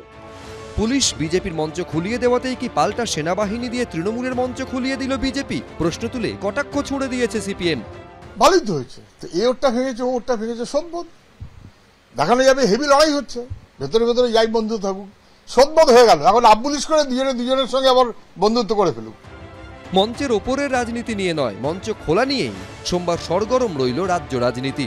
হিন্দোল দে, পার্থপ্রতিম ঘোষ, সুদীপ্ত আচার্য, এবিপি আনন্দ। দেখুন সুমনদা, 2016 সালে এই নবান্নতে বসে মমতা বন্দ্যোপাধ্যায় বলেছিলেন যে সামরিক বাহিনী, ভারতীয় সেনাবাহিনী নাকি কু করেছে, মানে ভাবা যায় না যে সামরিক অভ্যুত্থান ঘটেছে। কি করেছিল ওরা? যে মানে জরিপ করছিল, গাড়ির সংখ্যা জরিপ করছিল। নর্মালি সেনাবাহিনী থেকে একটা রুটিন ওয়ার্ক করা হয়, সেটা হলো বছরে একটা নির্দিষ্ট সময়ে মানে কতটা যানবাহন চলছে। যদি যুদ্ধের মতন মানে ঘটনা ঘটে, তাহলে ওখান দিয়ে কেমন যানবাহন চলছে তার উপর ভিত্তি করে অপারেশন হবে। ফলে এটা নর্মাল একটা রুটিন ওয়ার্ক প্রতি বছরই তারা করে থাকেন, যেটা মমতা বন্দ্যোপাধ্যায় পরিষ্কার বললেন যে এটা সেনাবাহিনীর অভ্যুত্থান। এবং এটা ভারতবর্ষে কোনো মুখ্যমন্ত্রী বলেছেন কিনা অতীতে আমি জানি না। একইভাবে পুলওয়ামার ঘটনার কনটেক্সটেও যে ধরনের ল্যাঙ্গুয়েজ উনি ইউজ করেছিলেন, আর আজকে যে ধরনের ল্যাঙ্গুয়েজ ইউজ করছেন, আমি বলছি বহু মানুষ কিন্তু, আমি বলছি রাজনীতির বাইরে সেনাবাহিনীকে কিন্তু নিজেকে একাত্মভাবে দেখে। সেনাবাহিনী আমাদের জাতির গৌরব এবং আমাদের রক্ষাকর্তা। ফলে সেনাবাহিনীকে সরাসরি অ্যাকুইজ করা বা আমাকে দেখে ভয়ে দুশো পালিয়ে চলে গেল, এই ধরনের ল্যাঙ্গুয়েজ অত্যন্ত আপত্তিকর। এবং মানে আমার মনে হয় মমতা বন্দ্যোপাধ্যায়ের সরাসরি ক্ষমা চাওয়া উচিত। এবং একই সাথে আপনাকে বলতে চাই যে দেখুন, মানে আপনি অন্য রাজনৈতিক দল, বিরোধী রাজনৈতিক দলগুলো যদি আইন না মেনে তার মঞ্চ মানে আপনি খুলে দেন, তাহলে আপনাকেও তো একইভাবে আইন মানতে হবে। দুদিনের জন্য, শনি এবং রবিবারের জন্য আপনি একটা পারমিশন পেয়েছেন সেনাবাহিনীর জায়গায়, কেন আপনি সেটাকে পরবর্তী দিনগুলোতে ব্যবহার করবেন? কেন মঞ্চটাকে ভাঙবেন না আপনি? এবং একই সাথে যে প্রশ্নটা বারবার আসছে সুমনদা, সেটা হলো যে মানে বাঙালি জাতীয়তাবাদ মানে উপজাতীয়তাবাদ বলতে গিয়ে মমতা বন্দ্যোপাধ্যায় কি জাতীয়তাবাদের বিরুদ্ধে হয়ে যাচ্ছেন, সেনাবাহিনীর বিরুদ্ধে হয়ে যাচ্ছেন? ক্রমশ কিন্তু ওনার ভয়েসটা জাতীয়তাবাদী বিরোধী। অরূপের কাছে যাবো, কিন্তু তার আগে যেহেতু রেফারেন্স এলো, আমি লাইব্রেরিতে দেখছিলাম 2016 সালের ডিসেম্বর মাসে সেনার বিরুদ্ধে ক্ষোভ উগরে দিয়েছিলেন মুখ্যমন্ত্রী। দেখুন, কেন আমরা জানি না আর্মি এখানে লোকের কাছ থেকে টাকা নিচ্ছে, এটা আমরা দেখতে পাচ্ছি টিভিতে, ভিডিওতে। আর ওরা দাঁড়িয়ে আছে কন্টিনিউয়াসলি। আমাদের সিপি নিচে ওদের বলেছে যে তোমাদের আমরা অবজেকশন দিয়েছি, এটা আমার সিকিউরিটি জোন, তুমি এখান থেকে সরে যাও। কিন্তু ওরা এখনো পর্যন্ত কোনো রেসপন্স করছে না, গাড়িতে ওটাও বসে আছে, ওখানেই বসে আছে। আর্মি যতক্ষণ এখান থেকে উইথড্র না হবে, আমার সেক্রেটারিয়েটের সামনে এখান থেকে আমি এখানে থাকবো। আমার সেক্রেটারিয়েট এটা হচ্ছে গণতন্ত্রের সেক্রেটারিয়েট, ইলেক্টেড গভর্নমেন্ট। আমি এখানে জানতে চাই, এখানে কি মিলিটারি কু হয়েছে? কোথাও তো এটা হয়নি। শুধু বাংলায় কেন? মানুষের কথা বলছি বলে? মানুষের কথা বলতে আমি আগেও আপনাদের বলেছিলাম প্রথম দিন বা দ্বিতীয় দিন, যে প্রয়োজন হলে আর্মিকে দিয়েও গুলিও করাতে পারে। দেখুন, আমি তারিখটা একবার বলে দিই। 2016 ডিসেম্বর মাসে 1 ডিসেম্বর সেখানে রাতভর নবান্নে ছিলেন মমতা বন্দ্যোপাধ্যায়। প্রায় 30.5 ঘন্টা মমতা বন্দ্যোপাধ্যায় নবান্নে কাটিয়েছিলেন এবং স্পষ্ট বলেছিলেন, আপনারা দেখলেন যে একেবারে এটা কোনো অভ্যুত্থান, একেবারে প্রশ্ন ছুঁড়ে দিয়েছিলেন। আর ইস্টার্ন কমান্ডে ঠিক যেরকম আজকে পরস্পর বিরোধী বিবৃতি দুপক্ষের ছিল, আজকে সেদিনও ছিল। ইস্টার্ন কমান্ডের তরফে বলা হয়েছিল যে পশ্চিমবঙ্গ পুলিশকে জানিয়ে সম্পূর্ণ রুটিন কাজ হয়েছে এবং সেনাবাহিনীর টোল প্লাজার দখলের যে খবর সম্পূর্ণ গুজব। উত্তর পূর্বের সমস্ত রাজ্যে রুটিন কর্মসূচিতে চলেছে।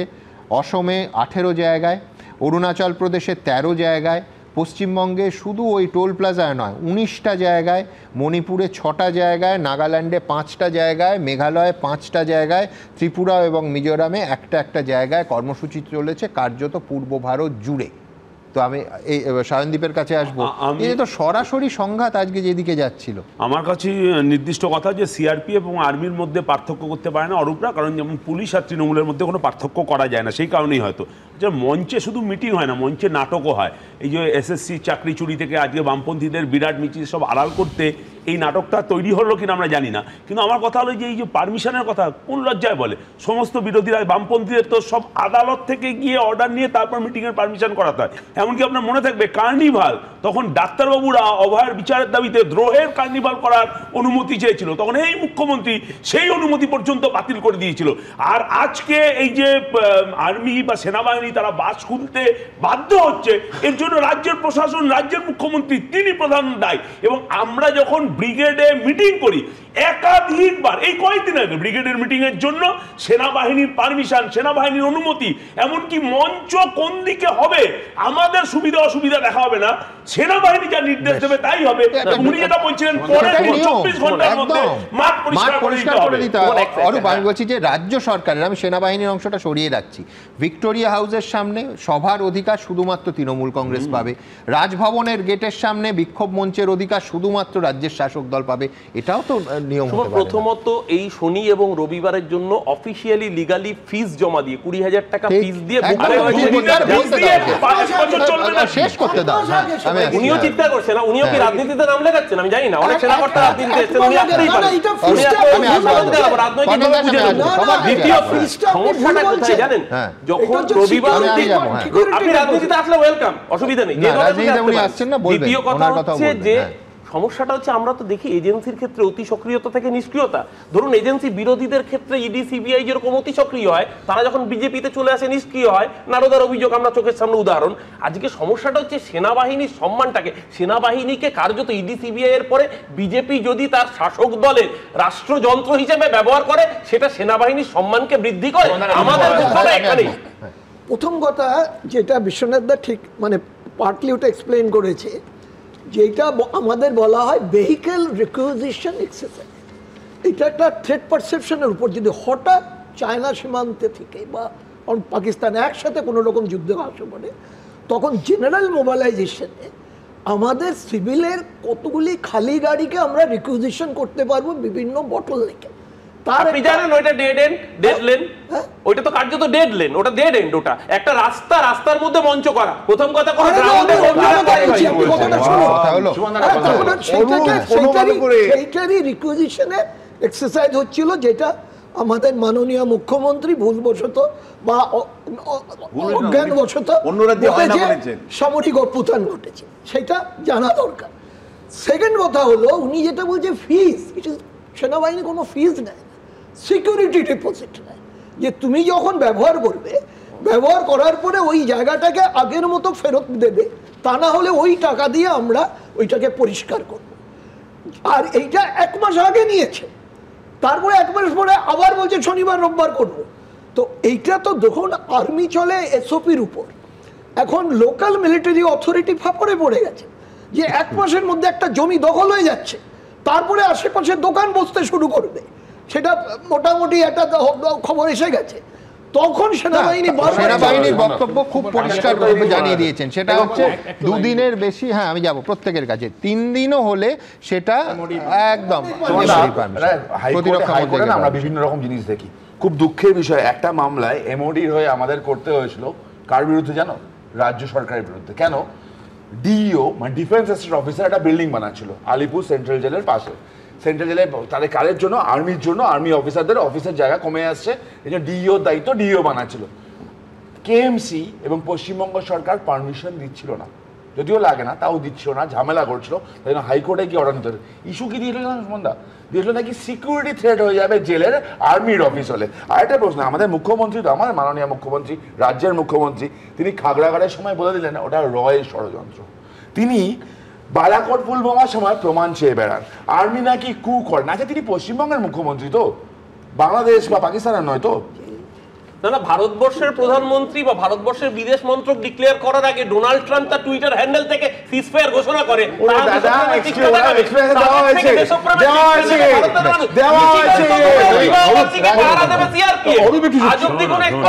চুপ করো, মানে ব্যাপারটা হচ্ছে যে জায়গায় যে আমরা দেখলাম মঞ্চ করা হয়েছে, একটা পার্মানেন্ট মঞ্চ বহুদিন ধরে আছে, এটা ভাষা মঞ্চ। এখন বলা হচ্ছে বাংলা ভাষায় যেই বলে সেই ভারতীয়। বাংলা ভাষা যদি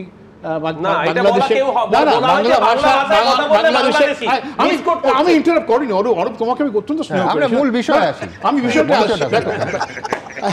ব্যাপারটা হচ্ছে যে বাংলা ভাষার মঞ্চ, সুতরাং বাংলা বলে গুপ্তচরদের সেখানে আশ্রয় করা যেতে পারে। বাংলাদেশি যারা আতঙ্কবাদী তারা ঢোকাচ্ছে এবং পাকিস্তানের যারা ঢুকছে বাংলা শিখে বাংলাদেশ হয়ে এখানে আশ্রয় করতে পারে। আমাদের একেবারে এটা হচ্ছে এরিয়া কমান্ডের হেডকোয়ার্টার্স, সেখান থেকে সে গুপ্তচর বৃত্তি করছে না, এটার কোনো প্রমাণ আছে? তো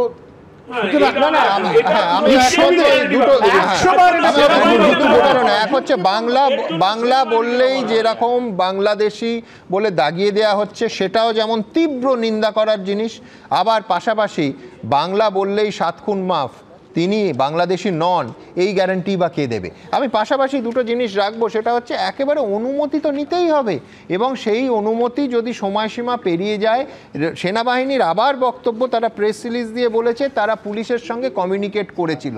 আমি বলছি মুখ্যমন্ত্রীকে কি পুলিশ জানায়নি? আমি জানি না এর উত্তর, কিন্তু একেবারে পরস্পর বিরোধী দুটো বয়ান, একাধিকবার অন ক্যামেরা মুখ্যমন্ত্রী বলছেন পুলিশকে জানানো উচিত ছিল, পুলিশকে জানানো হয়নি, অথচ সেনাবাহিনী তার প্রত্যেকটা প্রেস রিলিজে দাবি করা হচ্ছে যে একেবারে কলকাতা পুলিশকে জানিয়ে সেই স্ট্রাকচার রিমুভ করেছে ভারতীয় সেনা। পাশাপাশি আবার বলবো, তাদের বক্তব্য যে 3 দিনের বেশি পারমিশন ভারতীয় সেনা নয়, সরাসরি ভারত সরকারের প্রতিরক্ষা মন্ত্রক থেকে দেয়া যায়, আর এখানে 2 দিনের অনুমতির সময়সীমা পার হয়ে গেছিল, তারপরে কমিউনিকেট করে তারা এই মঞ্চ রিমুভ করেছে। কিন্তু পাশাপাশি এটাও বলবো যে সেনাবাহিনীর জওয়ান বাঁশ খুলছে, প্ল্যাকার্ড নামাচ্ছে, মঞ্চ খুলে দিচ্ছে, ডিসম্যান্টাল করছে, এ ছবিও বিরল। কিন্তু এখান থেকে সম্পূর্ণ একটা রাজনৈতিক কর্মসূচির জন্ম হলো। মুখ্যমন্ত্রী ঘোষণা করলেন যে কাল রাজ্য জুড়ে প্রতিবাদ, এবং বিজেপি ও নরেন্দ্র মোদীর অনুমতি দিয়ে কোনো অনুষ্ঠান করব না, আমাদের অনেক জায়গা আছে, ইত্যাদি ইত্যাদি। কি বললেন দেখাবো। বিজেপির পারমিশন নিয়ে আর মোদির পারমিশন নিয়ে আমি কর্মসূচি করব না, ওদের বরঞ্চ আমাদের জায়গায় করতে হবে। ভিন রাজ্যে বাংলাভাষীদের হেনস্থার অভিযোগে তৃণমূলের ভাষা আন্দোলনের মঞ্চ খোলা নিয়ে মেয়র রোডে তৈরি হলো নাটকীয় পরিস্থিতি, আর সেখান থেকেই প্রধানমন্ত্রীকে নিশানা করলেন মমতা বন্দ্যোপাধ্যায়। মোদিবাবুর পারমিশন নিয়ে আমার প্রোগ্রাম করতে হবে না, আমি জনগণের পারমিশন নিয়ে প্রোগ্রাম করি। Then Modi is to take permission from our government also. Whenever use to come to Kolkata or Bengal, does he take permission from us? We just allow this because this is a courtesy, nothing else. এখানেও মুখ্যমন্ত্রী মিথ্যে কথা বলছেন। মুখ্যমন্ত্রী 19 সালে 14 সালে বিভিন্ন সময় নরেন্দ্র মোদী সভার জন্য পারমিশন দেয়নি, হেলিপ্যাড করার জন্য পারমিশন পর্যন্ত দেয়নি, নো অবজেকশন দেয়নি, এরকম বহু উদাহরণ আছে। যোগীজির সভা করতে দেয়া হয়নি 2018 সালে আমার নিজের কনস্টিটিউয়েন্সিতে। এজেন্সি ইস্যুতেও এক হাত নেন মমতা বন্দ্যোপাধ্যায়। সব এজেন্সিকে গভর্নমেন্টের ললিপপ করে দিয়েছে। আর্মিটা বাকি ছিল, ভেবেছিলাম আর্মিটা পারবে না। আর্মিকেও যদি মিসইউজ করে এইভাবে, তাহলে নিরপেক্ষতা কোথায় থাকবে, সংবিধান কোথায় থাকবে? সব এজেন্সি তো ললিপপ। ইলেকশন আসলেই তার 6-7 মাস আগে বদনাম করবার জন্য এজেন্সি পাঠিয়ে দেয়। যেদিন বিজেপি কালকে থাকবে না, তখন এরা কি করবে? কোথায় পালাবে? পালাবার পথ নাই। সোমবার রাত 8:15 নাগাদ মেয়র রোডে তৃণমূলের ভাঙা মঞ্চের কাছে হাজির হন শুভেন্দু অধিকারী। সঙ্গে ছিলেন একাধিক বিজেপি বিধায়ক। স্লোগান দিতে দিতেই বাঁশের কাঠামোর মধ্যে দিয়ে হাঁটেন তারা। মমতা ব্যানার্জি কি করে আর্মিকে বলেন আমাকে দেখে 200 জন পালাচ্ছে, আর কি করে বলেন যে বিজেপির নির্দেশে এসছে? উনি নত্য সত্য জ্ঞান হারিয়ে আর্মিকে রাজনীতিকরণ করেছেন, এর থেকে লজ্জা হতে পারে। আমরা এখানে এসে আজকে ধিক্কার জানালাম, ভবিষ্যতেও করব, সুযোগ পেলে বিধানসভাতেও করব। ভারতীয় সেনাকে রাজনীতিকরণ আমার মনে হয় স্বাধীন ভারতে কোনো নেতা নেত্রী কখনো করেননি। সেনাবাহিনী মঞ্চ খুলে দেওয়ার পর প্রতিবাদ স্থল মেয়র রোড থেকে ডোরিনা ক্রসিং এ স্থানান্তরিত করার সিদ্ধান্ত নেন মমতা বন্দ্যোপাধ্যায়। এবার থেকে আর শুধুমাত্র শনি ও রবিবার নয়, প্রতিদিন প্রতিবাদ কর্মসূচি চলবে বলে জানান তিনি। পার্থপ্রতিম ঘোষ, ব্রতদীপ ভট্টাচার্য, অর্ণব মুখোপাধ্যায়, এবিপি আনন্দ। কবিতায় সৌমিত্র চট্টোপাধ্যায় লিখেছিলেন, পরিযায়ী ফিরে এসো। এখন পরিযায়ীরা ফিরে এসে করবেটা কি, সেই নিয়ে রাজনীতিতে তুমুল দড়ি টানাটানি। আজও মেয়র রোডে গিয়ে ভিন রাজ্যের বাংলাভাষীদের ওপর অত্যাচারের অভিযোগ আনেন মুখ্যমন্ত্রী। কিছুদিন আগেই সরকার পরিযায়ী শ্রমিকদের জন্য সমশ্রী প্রকল্প ঘোষণা করেছে। প্রাথমিকভাবে এককালীন 5,000 টাকা আর 1 বছর পর্যন্ত মাসে 5,000 টাকা করে ভাতাও দেয়া হবে। উল্টো দিকে বিরোধীরা বলছে শুধু ভাতা দিয়ে কি হবে, এ রাজ্যে কাজ কই? তবে আমাদের অনুরোধ একটাই, খেটে খাওয়া মানুষদের খামোখা রাজনীতির বোড়ে বানিয়ে কেস দেবেন না প্লিজ? কিস দেবেন না প্লিজ?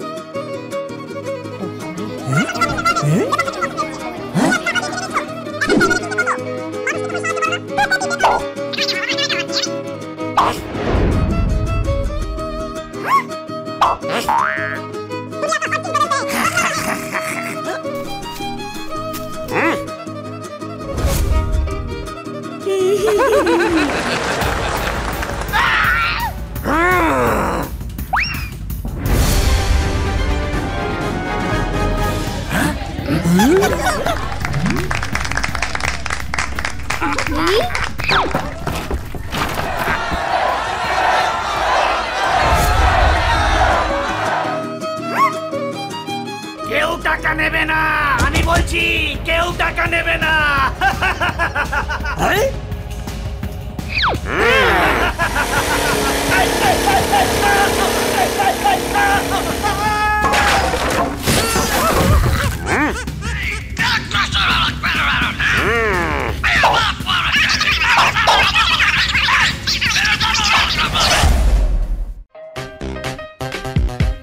কিস দেবেন না প্লিজ?